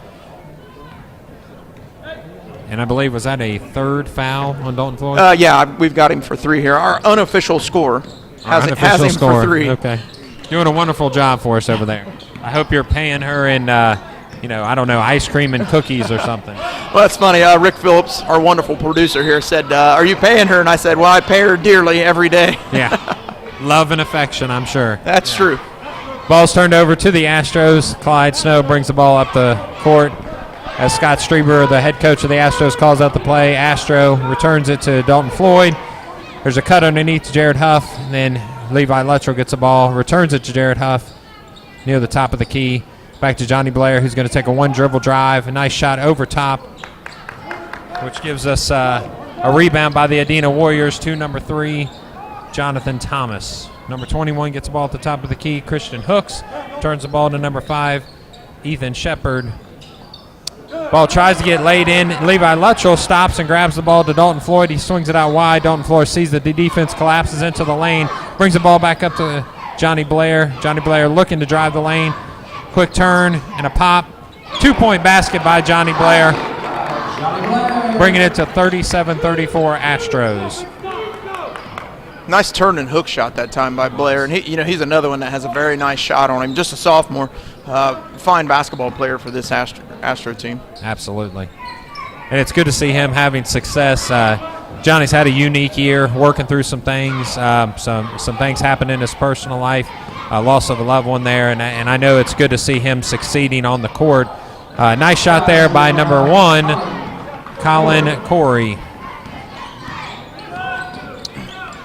Yeah, I have to comment on Johnny as well. And a young man I've known for quite some time, played football for me as a youngster, and knew his mom very well. And unfortunately, she passed earlier this season. So to be able to handle that as a young man, from a single-parent family, his mom was his rock in his life. And, for him to lose her at such a young age, it has to be terribly traumatic. But he's held himself well. I think this basketball team means everything to him, and he's just laid it all out there. Gives 100% every time he steps on the court. Yeah, I think that was shown there in the last exchange where he got his own rebound, turned around, went up again, and scored a quick 2 points. Defense collapses on Dalton Floyd. He twists and turns, but unfortunately is stripped by number 4, Hunter Miller. Drives the ball to the other end, and Levi Luttrell picking up another foul. I believe that's either 3 or 4 on Levi Luttrell, and they'll send him, number 4, Miller, to the line. Ladies and gentlemen, just a reminder that Charlie's Place is always a sponsor of the East Clinton Sports Channel. Visit them in Sabina for their great menu of subs, sandwiches, pizza. Charlie's Place. Yeah, that was number 3 on Levi Luttrell. He's coming out of the game along with Dalton Floyd. Coming back into the game is Cole Floyd and Caleb Kaplinger for the Astros, and number 40, Isaac Thomas, checking back in for the Warriors. Also, as a reminder, tomorrow, watch at Charlie's Place. We're going to have a live broadcast with Lee Henley and special co-host Steve Sedini, which is a varsity football coach and middle school teacher here at East Clinton. He'll be our special, and we'll have a special guest, Coach Scott Strieber of the EC Boys Varsity Basketball and Coach Steve Gerber of the Varsity Girls program. That three-pointer was knocked down by Jonathan Thomas for the Warriors. Gives him 13 points on the night. Johnny Blair with a tie-up, which is going to keep the ball down here to the Astros. A good heads-up, quick effort play by Johnny Blair. Brings the ball back to the Astros after he went for the shot, had a rebound that was grabbed by Adena. Quick hustle gave the ball back to the Astros there. Clyde Snow swings around the key, gets the ball at the three-point line, decides to drive in. Unfortunately, turns the ball over to the Adena Warriors. Number 3, that's Jonathan Thomas, drives the ball hard. Looks like he's going to be called. Well, it looks like he's going to get the foul called on him. He's also going to drop that point, making it a 43-39 game. That foul on Johnny Blair. And, Jonathan Thomas starting to take this game over now. And I think Coach Strieber's seeing that. East Clinton's now falling behind by 4, and they just don't have any momentum at all as we've went into the second half. Looks like they're honestly a little tired. Adena seems to still be putting the pedal to the metal, and the Astros can't match them with intensity right now. Johnny Blair's trying to spark them just a little bit, but it looks like they're going to have to reach down a little deeper and figure out how to match them with effort level going back to the other end of the court, especially on defense. Ladies and gentlemen, you can text your comments to 937-527-2725. That's 937-527-2725. So quickly, Jeremy, I can share you this story. I was coaching varsity football for North College Hill High School, and we were the number 1 seed going into the playoffs. Chillicothe Zane Trace was the number 8 seed. They came to our house. They had a lot of players, and we had only about 23. They all came out in the, if you've ever seen the movie The Program, how Latimer paints his face in the black and white skull looking, and every one of the players had it, and they had one particular player that seemed to be more exuberant than the rest, and he was leading all the cheers and leading all this. Really made a spectacle of the pregame.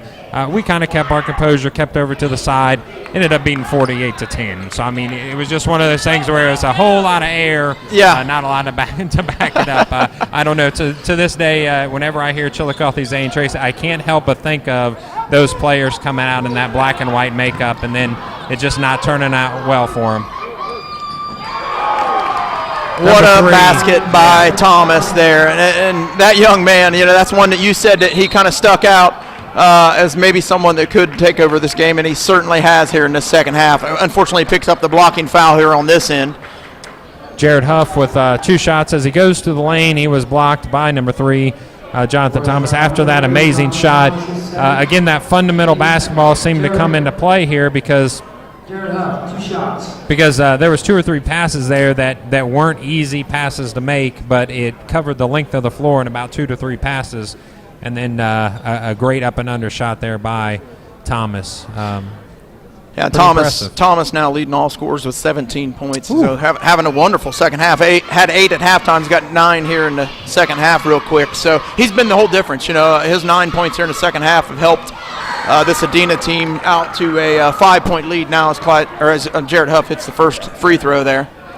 That makes it a 45-40 game. East Clinton Astros down by 5 points, 2 minutes and 37 seconds left in your third quarter. Clyde Snow calls out his defense after the shot is missed by Jared Huff. Rebound by Adena. Jared Huff returns back to the other end of the court to play defense on number 3, Thomas. Number 4, Hunter Miller, goes for a 3-point shot, misses it. Kaplinger pushes the ball up the court to Jared Huff, who's going to get the ball stripped from by Hunter Miller. The ball goes out of bounds by Hunter Miller, and then it's going to be turned over to the Astros. Yeah, good hustle that time by Hunter Miller. He was able to get back and stop that, what could have been an easy layup for the Astros. Johnny Blair puts up a shot up and over a defender. Ball's returned to Cole Floyd. He kicks it out to Clyde Snow with an easy a quick 2-point shot, but he misses that. Caleb Kaplinger tries to drive the lane.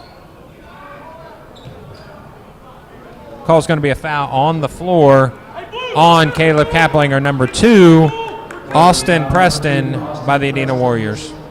And Matt, when we get a chance here, I'll also share a Zane Trace football story with you, and it relates to East Clinton here. And some of you out there that may be watching or listening, you may remember East Clinton also played Zane Trace in playoffs here in 2004 at East Clinton High School. So I'll share that with you here in a little bit. Sounds good. Shot by number 2, Preston, misses. Ball's returned up the court by Cole Floyd. He drives the lane but gets blocked. Johnny Blair, 3-point shot from behind the arc. Jared Huff tries a 2-pointer but misses the shot from up and under. Hunter Miller fakes the shot out, or fakes the pass, and then goes for the shot, bouncing it off the backboard for a 47-40 score. Yeah, and as we commented earlier in the first half, it looked like both teams had the ability to go on runs, and we're certainly seeing one here from Adena. It's opened up this 7-point lead, and it doesn't seem like that long ago East Clinton had an 8-point lead, so the tide has definitely turned, and East Clinton's definitely in some trouble here, and they need to start playing some better defense. They got to start getting some shots to fall.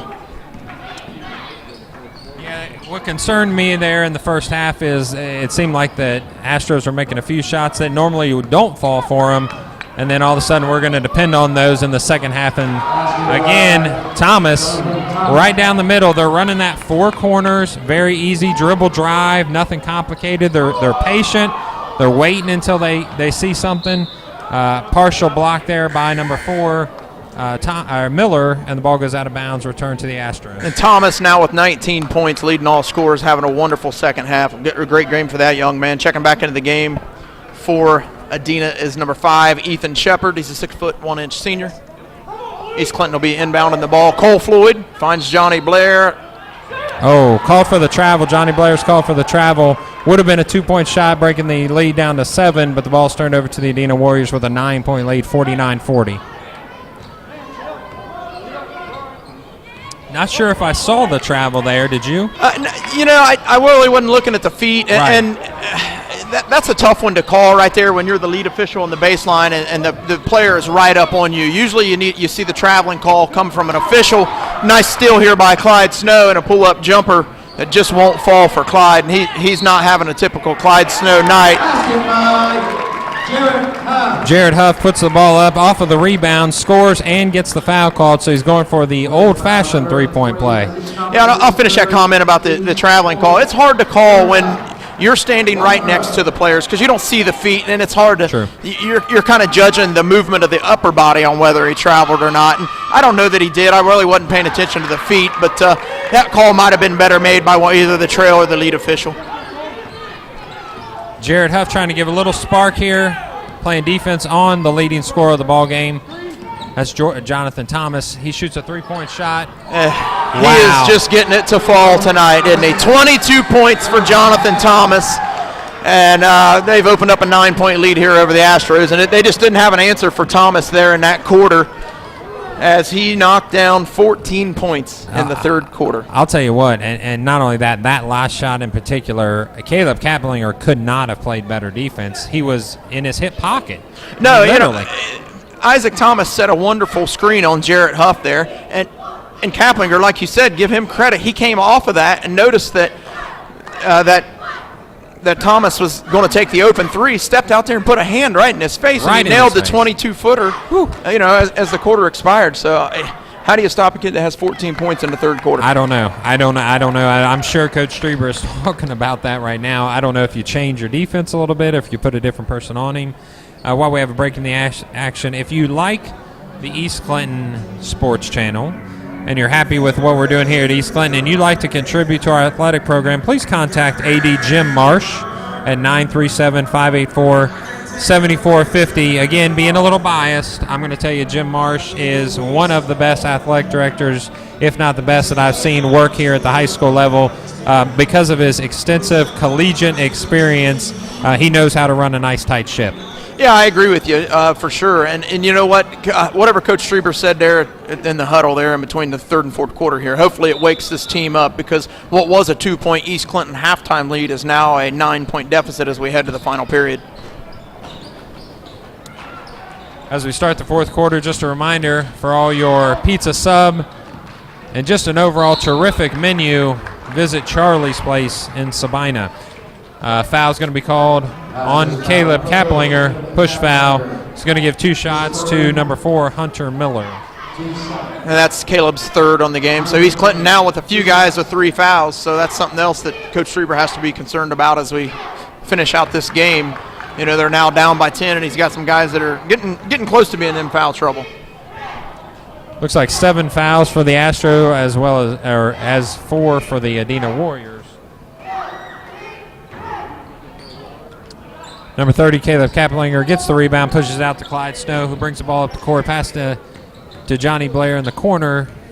Clyde Snow is going to get the ball back and kind of reset the offense here. Looking for a little spark, trying to find where we can crease the paint maybe.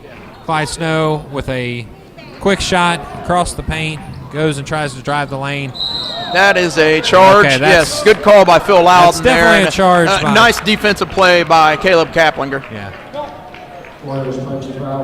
Jonathan Thomas, who, as you said, couldn't be stopped in the third quarter, is going to be stopped there on the foul call. That's Thomas's third as well, so that has to be concerning for Coach Smith.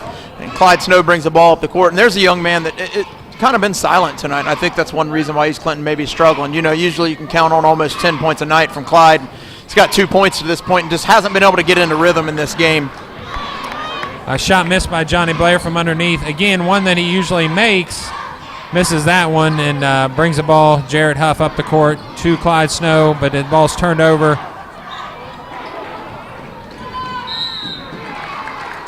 Ball is partially blocked by Jarrett Huff as Thomas goes up for the score but misses on the back of the rim. He'll get 2 shots. Number 21, Jared Huff, his first. As cliche as this sounds, it seems like a top has went on the basket at the Astros, and it definitely does. You know, East Clinton not being able to get much going at any point in the second half. They just can't find that rhythm. They're not moving the ball like they were early in the game, and not taking good shots like they were, and they're definitely not getting them to fall. One of my biggest concerns, as I mentioned at the beginning of the broadcast, was those rust shots, and it seems like in the third and fourth quarter, we've seen rushed shots. Yeah, definitely. And 24 points now for Thomas. So I'd hate to say it this early, but he's definitely got to be up for the player of the game if we have one. Yeah. But he's having quite a game. If we have such an award, he would definitely get it. A nice assist there for Thomas that time. Strieber calls the timeout with the lead increased to 14 points by the Adena Warriors. I'm not sure Scott Strieber has an answer yet to this transition basketball that Adena's putting on the Astros right now. No, I have to agree with you, Matt. I don't know what the answer is. You know, he's tried shuffling his lineup a little bit, you know, and just doesn't seem like anything's working out well for East Clinton. And Adena is really just taking this game over, led by Thomas, of course, but they're playing some really good basketball for this young team. Okay, I'll remind you, what is your Chillicothe Zane Trace football story? I don't want to say that Zane Trace is full of hot air. They certainly got a wonderful athletic department down there. I've done a lot of basketball games and followed their football team, but it was just kind of funny how you mentioned that and what happened and took place. But in 2004, first round of the Ohio High School Athletic Association playoffs here in Lees Creek, East Clinton was 9-1, finished as the number 3 seed, and Zane Trace was 9-1 as well and finished as the number 6 seed. So they come up here to play us, and they had a young man, Anthony Hitchens, who was no doubt a wonderful athlete, was a freshman and had over 1,500 yards rushing that season. Wow, that is impressive. And I know some people down there and are like, well, this kid, you know, he can't be stopped. And East Clinton had a defense that year that was just unbelievable. And I said, this kid, I don't care how good he is, no freshman's going to run on this defense. Moral of the story is East Clinton went on to win 52-7, and I think Hitchens had about 30 yards on about 30 carries. But it's just a funny story that I remembered, you know, as you brought up yours. Absolutely. No, we mean no disrespect to Chillicothe Zane Trace at all. I mean, they're a great football program. They're a great program in general. It just seems like every school's got their funny stories. I'm sure there's a few out there about the Astros a time or two where they've done something a little funny, a little foolish, maybe even. But those just happen to be the two that we remember from Zane Trace. Yeah, and, you know, not to take anything away from Hitchens, he was a wonderful athlete. After his freshman year at Zane Trace, he transferred to Chillicothe High School. He was a better basketball player than he was a football player. Led Chillicothe to that state title I'd mentioned as a junior. He was their starting point guard. He went on to play at the University of Akron as well, so D1 talent. He was a zip. Yes, he was a zip. Yeah. If there's one, you know, my son's a big basketball guy, and we've kind of jokingly said different thoughts and different ideas of if he were to earn a scholarship.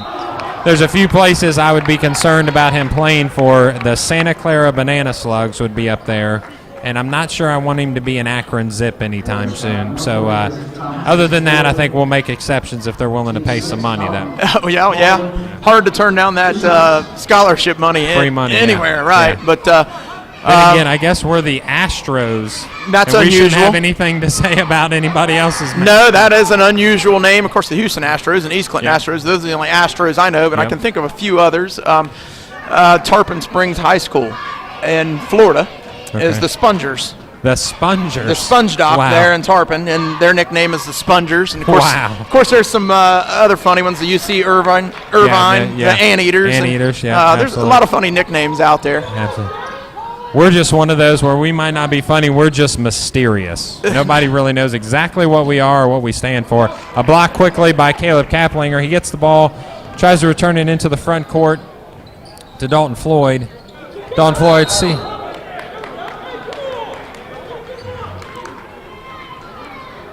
Dalton trying to state his case there to Phil Loudon that he didn't double dribble, but Phil had him for a dribble, and Coach Smith certainly was on that call as well for Adena.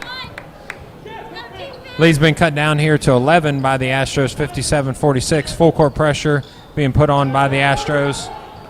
Ball's brought it to the middle of the court, turned over, picked up by Dalton Floyd. He's going to take the ball all the way to the hoop for a quick score. Setting up in their defense, full court pressure again by the East Clinton Astros. Ball's brought up the court to Shepard. Number 3, Jonathan Thomas gives it over to Colin Corey. Back to Thomas. The number 4, Hunter Miller. Cole Floyd, nice defense by Cole Floyd there. Ball's almost turned over by Thomas.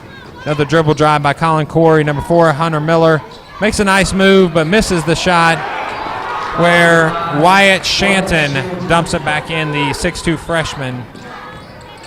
Caleb Kaplinger drives the ball, kicks it out to Clyde Snow.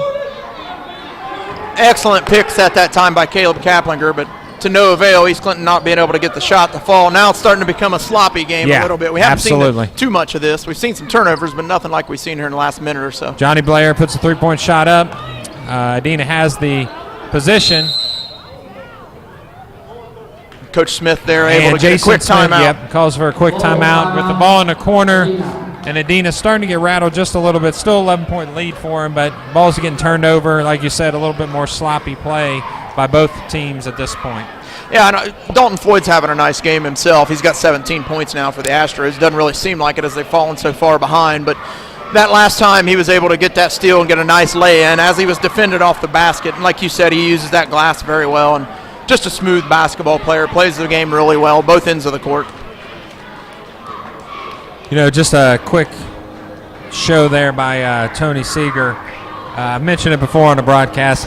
Unbelievable athlete. Unbelievable athlete. You got to see him, just the flips and the turns. Honestly, if you haven't seen him real life, he's worth the trip up here to Lee's Creek. I can honestly tell you that. He'll go 4 or 5 times in a game from one end of the court to the other, flipping, twisting, doing things that I don't even think I can do in my mind without getting hurt. Right, yeah. You know, and you mentioned Tony is a senior here at East Clinton and a cheerleader, and what a wonderful young man. I had the opportunity, of course, to interview him there at halftime, and you can just see the excitement that he has about being a part of the squad that he's a part of, and the joy that he takes in it, and the pride, and what it means to him to be there and to be able to qualify for nationals and go on that trip that those cheerleaders are going to take. I mean, think about this. A building of around 400 kids is now in the national championship for cheerleading, competition cheerleading, whereas a team didn't exist here at one point and for many years never existed. Now we're at the national championship level. That's just really impressive for both Coach Heather Miller and Coach Amy, but just for those young men or that young man and those young ladies. Ball out to Hunter Miller, shoots off the front of the front of the iron. Shanton brings the ball back up, and he is fouled. Nice tough play by the 6'2 freshman. Yeah, he mentioned a 6'2 freshman. He just doesn't look like a freshman, doesn't play like a freshman. He's a nice inside force for this Warrior team that really doesn't have like a true big man per se. Right. But he gives them a big body and a big presence in that lane. More than likely, we'll keep them as a non-conference opponent. I can honestly say I'm a little interested to see this guy in a couple of years. Oh, definitely. See him progress and just how the rest of this team is going to progress, you know, because they got a nice young ball team. Quite impressed with them. Looks like number 5, Ethan Shepard, is a senior. We haven't seen number 23, Shad Daly. That's the only seniors they have on the roster. They're going to be able to move forward very quickly into next year with a high level of expectation. Caleb Kaplinger's blocked by number 4, Hunter Miller. Thomas brings the ball out and kicks it out to number 1, Colin Corey. Number 40, Isaac Thomas gets into the scoring. Sophomore, 5'11", puts a 2-point bucket down. The Astros. Clyde takes a quick 3-point shot, 63-48 for Adena Warriors. And again, we're starting to see rush shots from the Astros. Yeah, and, you know, and as I've said before, Clyde just can't get it to fall. You know, you play 22 games throughout the course of the season before you even get to the tournaments. Not every night's going to be your night. You're going to have those nights where you're off, and usually that's a basket that Clyde can make. Right. Dalton Floyd causes a second turnover.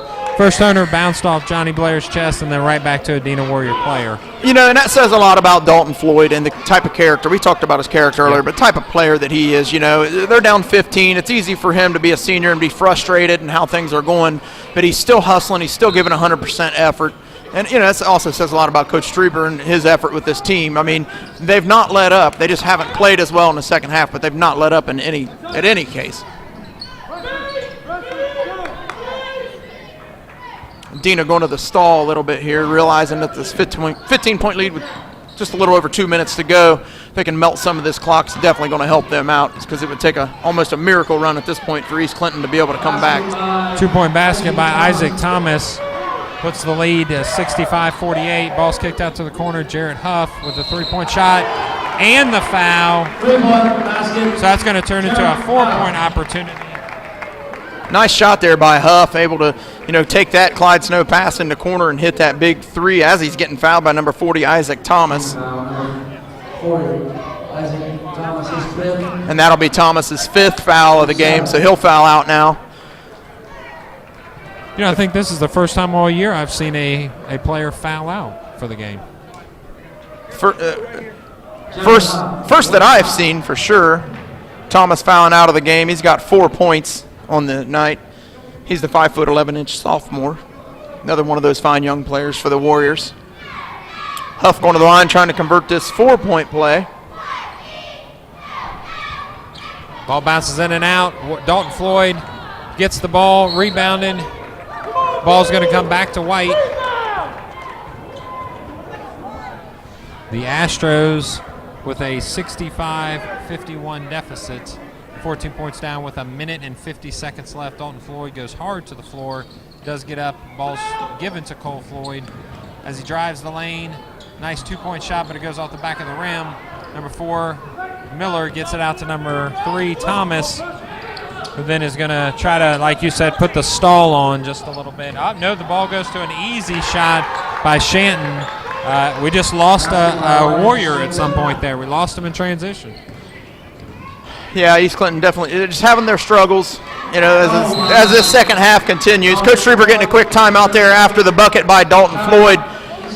It's 19 points now in the game for Dalton Floyd, but to no avail. East Clinton trails with a minute 23 to go, 67-53. So Coach Strieber is going to look at this tape. What is he going to say about the second half performance?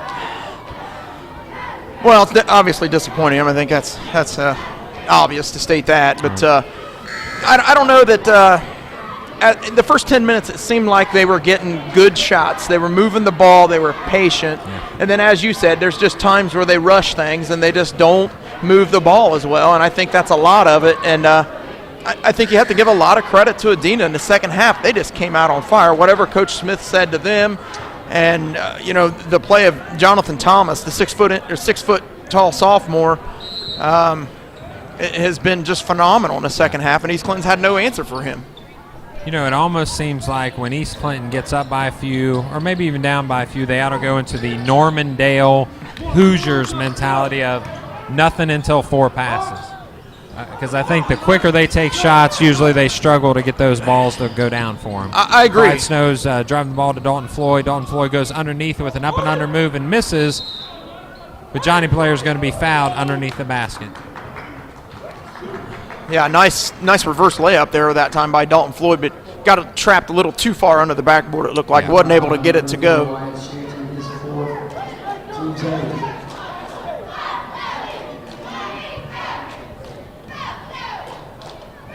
67-53 lead by the Adena Warriors. Johnny Blair puts the first one down, making it 67-54. 7 points now on the night for Jonathan Blair, the sophomore.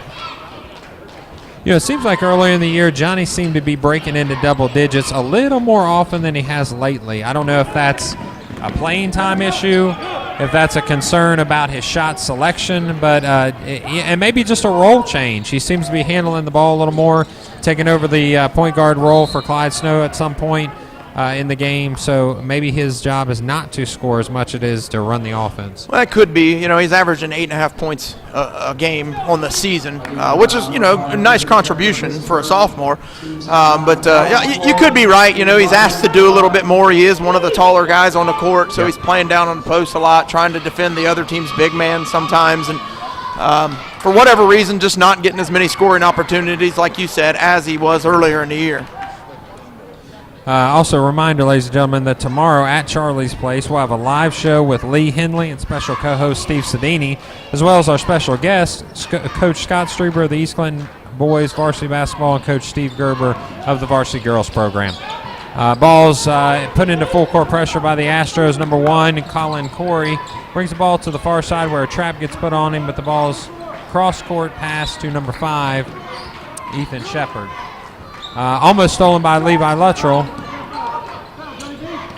Adena doing a nice job ball movement. We commented on that like the first few minutes into the game, and now when it's the final minute of the game, they're showing their ball movement skills. And like you said, it's like a clone. You take one good athlete and you just make 4 more of them and you put them out there on the court, and all these young men here can handle that ball very well. I would say that if they happen to grow a little bit in height, if they've carbon copied it correctly, if the formula is just right, and then each one of these guys can put on about 1 to 2 inches each, this team, I'm telling you, might have a nice little run in them over the next 2 years. Yeah, they may, and checking in for Adena now is number 2, Austin Preston. He's a 6 foot tall freshman as well. So it's amazing, the freshmen and the sophomores, they just keep running out there. Yeah, to have 2 freshmen on your roster and both of them see time on the court one significant amount of time. The foul's there on Adena against number 20, Dalton. Warriors foul, number 4, Colin Corey is third. 12 seconds left in the ball game. East Clinton Astros down by 13, 68-55 to the Adena Warriors. As much as we said about the SCOL being a tough league, apparently the Scioto Valley League has prepared Adena to go outside of their league and really put a different type of game on East Clinton compared to what they're used to. Right, and like I said, officiating in that conference for about 12 years, I was able to see top to bottom that is a good conference, and those people down in there in Ross County and that Chillicothe area take pride in basketball, and those gyms are packed, and this Adena team's been historically one of the cellar dwellers, I guess, so to speak. A team that's not really always that good in basketball, but this young team here that really just put a 13-point win over the Astros on the board, they're going to be a good basketball team, I think, going forward this year, but definitely the next couple years. This is going to be a team to be reckoned with inside of Valley Conference. I couldn't agree more. I don't know the competition level like you do, but I'm telling you, they came in here and the second half literally imposed their will, ran their game, ran exactly like they wanted to do. Obviously Jonathan Thomas had a nice second half and really put the game on his shoulders in the third quarter. But still, I think overall the balance is still there. One guy can have a bad night and the rest of the team can kind of make up for it. And I'm telling you, that's going to be a good basketball team. They already are, but even a better team over the next 2 years.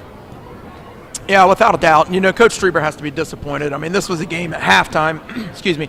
They were up by 8 there with about 2 minutes to go before the half, and same things seemed to be in control. I mean, it looked like at any time Adena could go on a run. That was the feeling that I got, and certainly they showed us that they did in the second half. But, with the 2-point lead, whatever Coach Strieber said and whatever Coach Smith said, Adena players listened to it a little bit harder, it seems. They took it to heart a little bit more because in the second half they owned it and it was their half. Thomas was phenomenal. They moved the ball well. They played good defense. They really pressured East Clinton into taking shots that just weren't good shots, turnovers. That sums up the whole game. Just the second half performance by the Warriors. I think you just said it best. It was rushed shots in the second half, which is something we've seen out of the Astros quite a few games, whether up or down. It seems like we get into a habit of, moving shots quickly up the court. Again, maybe it's that question of committal to the transition game or not. Are you willing to change your offense when you're up by a few? That's something that Coach Strieber has to, decide amongst him and his coaching staff and kind of buy into it full tilt. Yeah, definitely. It's frustrating. Coach, as I talked to him before the game, he felt upbeat that this is a game they could win, stepping out of league play. They've been successful out of the conference this year, and hopefully this is something that they can learn from. They can watch the film and they can progress. I've always said as a coach, if you can learn from your mistakes, losing's no fun. No one wants to do it or go through it.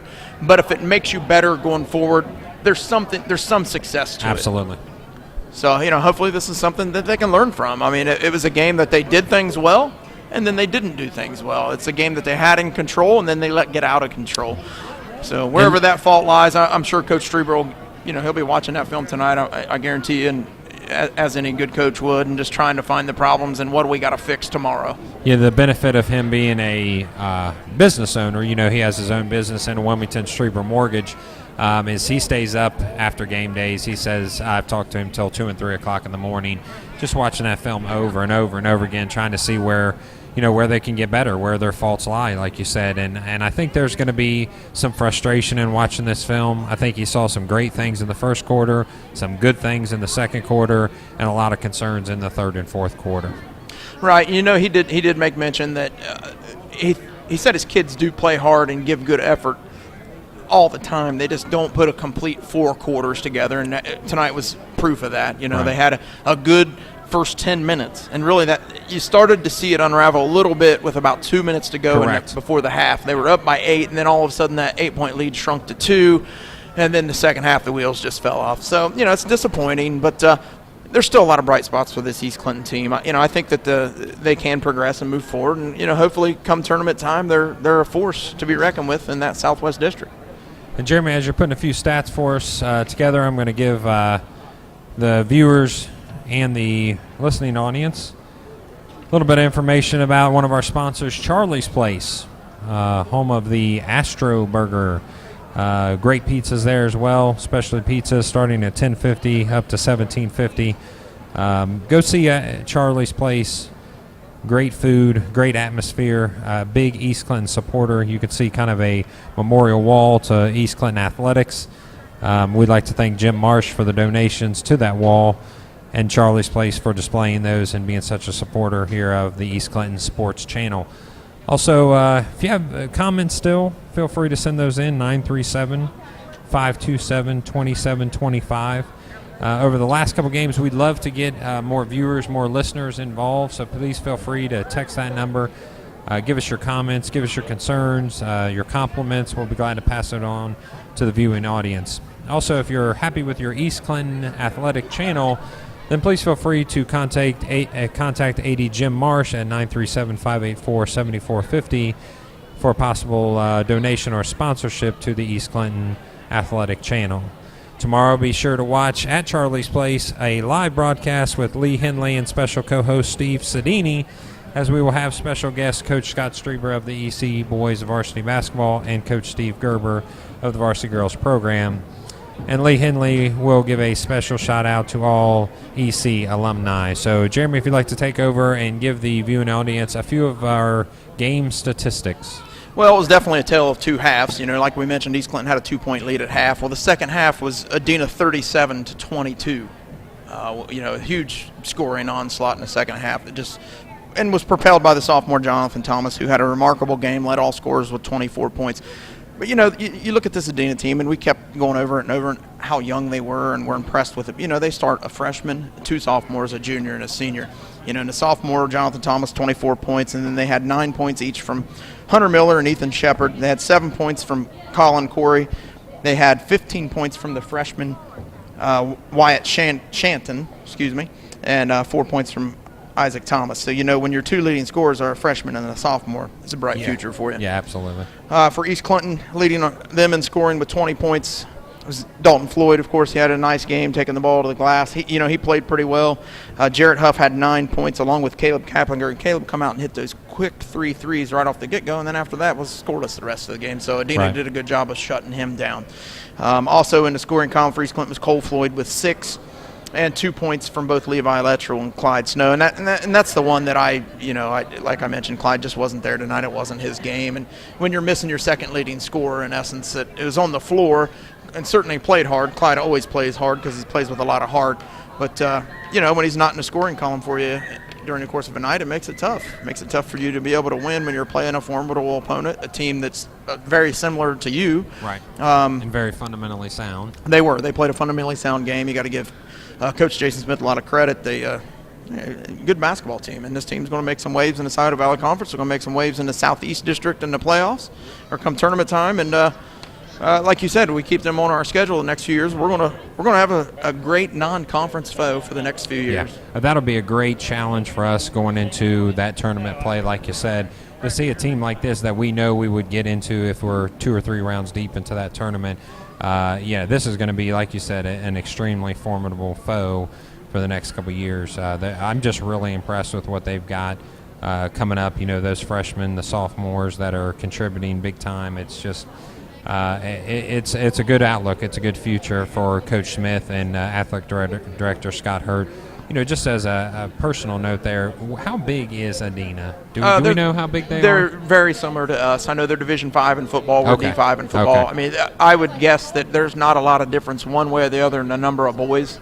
We're almost two mirrored images of each other as far as size goes. And, they're a country school outside of Chillicothe. We're a country school outside of Wilmington. So both schools are very identical to each other. That's interesting because, like you said, maybe that's somebody that's a good litmus test for us to be able to see what we're going to expect in some of those deeper tournament games, especially if we can take on somebody that we know is going to have some success at that tournament level and take them down to the wire, take them down to the last minute over the next couple of years. We should be feeling pretty good as we enter that tournament time as well. But I think there's some things that Coach Strieber is going to need to fix, some concerns. I'm sure that he sees things that we'll never see or won't be able to see watching the video 2 or 3 different times. But his frustration level, I know at this point, is starting to gain a little momentum, a little volume to that echo. So we'll see what he tells his players today. I'm impressed with him in the way that he handles the young men. Being the East Clinton principal, I'm always concerned about our young men, not only as far as how they're playing, but how they're treated by coaches, officials, our athletic director, myself included. We're always concerned about those things. So, I like the way he handles the kids, but I'm sure at some point he's going to start, doing things a little bit different than what's got him to this 6-8 record at this point. Yeah, I have to agree with you. And I've known Scott for quite some time, and he's a class act, and he'll get this program into the right direction. I mean, you already see strides, and this is a young team as well. We talk about Adena being young, but East Clinton's also equally as young. Yeah. We're going to go down, and Jeremy's going to take a moment to speak to the head coach of the Adena Warriors, Jason Smith. Very successful win this evening. Adena coming down for a 2-point deficit at halftime to have a great comeback win with a final score of 68-55. The Adena Warriors, led by sophomore Jonathan Thomas with 24 points, and freshman Wyatt Shanton with 15 points. We'd like to turn it over to Jeremy Yankee and Coach Smith. Coach Jeremy Yankee with GTVR.net. We cover all the East Clinton basketball games here. But coming into this game, it's a non-league foe. We don't know a whole lot about your program. I had the opportunity to speak to your AD at halftime. He kind of filled us in a little bit. But know that you're from Scioto Valley Conference, which is historically, I know, has always been a great basketball conference. But, you're about the same type of school as East Clinton. We looked on paper. You guys are both about the same. You both are young teams, have a couple of seniors on there, but really count on the younger kids. But you had an outstanding performance tonight by 2 young men. You were led in scoring by Thomas with 24, and then Shanton had 15. So it's a bright future for your program. But one thing that we talked about was how well you guys move the ball. Yeah. Well, that's new for us. When you have a big kid, we're not used to playing with Wyatt yet because we haven't had a lot of size in the program. So having a kid in the middle that can do something with the basketball when he catches it, it's kind of new to us. So actually, we just went to the 4-out, 1-in about 3 games ago, and we were trying to do a 3-out, 2-in, and things were getting cluttered. He didn't have room. So we just went to a 4-out, 1-in. So this ball movement thing's kind of new for us. But we put an emphasis on not as much the movement, but when we attack, we want to go somewhere. We want to make 2 people guard 1 as much as we can. That makes the reverse easier, and it makes getting the ball to the post easier. So this is new to us. I'm glad we moved the ball well tonight, but it's a work in progress right now. Yeah, and we also talked about your defense, too. I mean, it seemed like throughout the whole game, there was 100% effort, max effort, and you're putting a lot of pressure on the ball for East Clinton that they really didn't handle too well tonight. Usually they have a little bit better ball control, but your defense they couldn't get an answer to it, especially as the game wore on and into the second half. Well, I don't know about that first quarter. No. I didn't think we were guarding the basketball at all in the first quarter, but, you're right. From the second quarter on, it's effort. With a young team, effort makes up for a lot of flaws and a lot of mistakes. If you're diving on the floor for loose balls, hitting bodies when shots go up, effort eases a lot of troubles. And I thought you're exactly right. From the second quarter on, I felt like we played with great effort. And I can take the mistakes that we made if we're playing with great effort. It's the mistakes where we're timid that really bother me. I'm very pleased with the effort we put forward. Well, Coach, good luck to you the rest of the year in the Scioto Valley Conference and come tournament time. Thank you very much. Thank you. Appreciate it. Jeremy, for that interview with Coach Smith. Nice win by Coach Smith and the Adena Warriors, coming from a 2-point deficit at halftime to win 68-55, a 13-point victory for the Adena Warriors. Having struggled in Scioto Valley Conference play up to this point, I'm sure this is a nice win for them going back into conference play, and something that they're going to be able to kind of build upon. And I heard him say that he has just changed, and we had mentioned this, to that 4-out 1-in, which opened up the spacing, opened up the ball movement. The dribble drive was there as well. I think if he hadn't found that offense, he's definitely got his offense now. Well, yeah, for sure. And he, obviously he was very pleased. You could tell he was ecstatic to get the win. And it's a program that's up and coming, and they've been struggling to get wins. Just their 6th of the season tonight. But he's got to be pleased with their effort. He said from the second quarter on, their defensive effort was good. They kind of figured out what they needed to do, and they moved the ball well. And he said that's something they hadn't done until about the past 3 games. But maybe they're hitting their peak. We talked about that, how important it is to hit your peak at the right time, and the game they played tonight, hopefully, they have success going forward, because they got a nice ball team, and you got to give Coach Smith a lot of credit for having such a young team, that they played well, both ends of the court. Yeah, and I know this doesn't mean a lot to him and to the viewers, but I like this style. We've got to see, just in our few broadcasts, kind of 2 extremes of coaching. The Hillsborough Indian coach, who is, I'm sure is a great guy, and no disrespect intended, very intense, rode the refs. I mentioned during that broadcast, I'm not sure I'd ever seen a coach ride the refs harder than him, and you're used to it much more than I am. But this guy was, he made a comment or two. He wasn't overbearing. He was tough on his players. He was fair, but he was, handshakes and claps as quick as they were on any kind of timeout or on the sideline. And I don't know, as a principal, again, maybe being biased, I'm looking at the whole man rather than just the athlete. And it looks like those young men are being coached well, but they're also being treated well. And I agree with you 100%, Matt. And I've seen a lot of different coaching styles, and he definitely the one thing I always respected as being both a coach and an official is, the officials are not going to win you the game and lose you the game, and too many coaches get caught up in that. If you're doing your job, what you should be doing, you're worried more about your players than you are the officials and the other team and your surroundings, because that's all you can control, as a coach. So he did a good job of that tonight. His demeanor was good, and of course he's right down here to our right, so we got to really hear and see a lot of his actions. And he looked like his team was well prepared. He coached them well. He communicated with them well. They did things. Whatever he said at halftime worked, because we kind of talked about that. Clearly. He did. He's getting through to those young men. And you got to think too, he's dealing with a lot of sophomores and the one good freshman. Getting through to those young men can be tougher than a junior and senior. So give him a lot of credit for the job that he's done with his program, and it looks like he's going to have a bright future there at Adena. Yeah, no question. I think the future is so bright, as they say in the 80s, he has to wear shades because he's going to have a nice future ahead of him. It looked like he had a good team of good young men that played hard, and honestly, it bought into whatever he said at the halftime. I mean, maybe we ought to bottle up what he had at halftime and bring it over here to East Clinton and see what it does to our kids, because whatever he said, whatever speech he gave, it definitely worked well.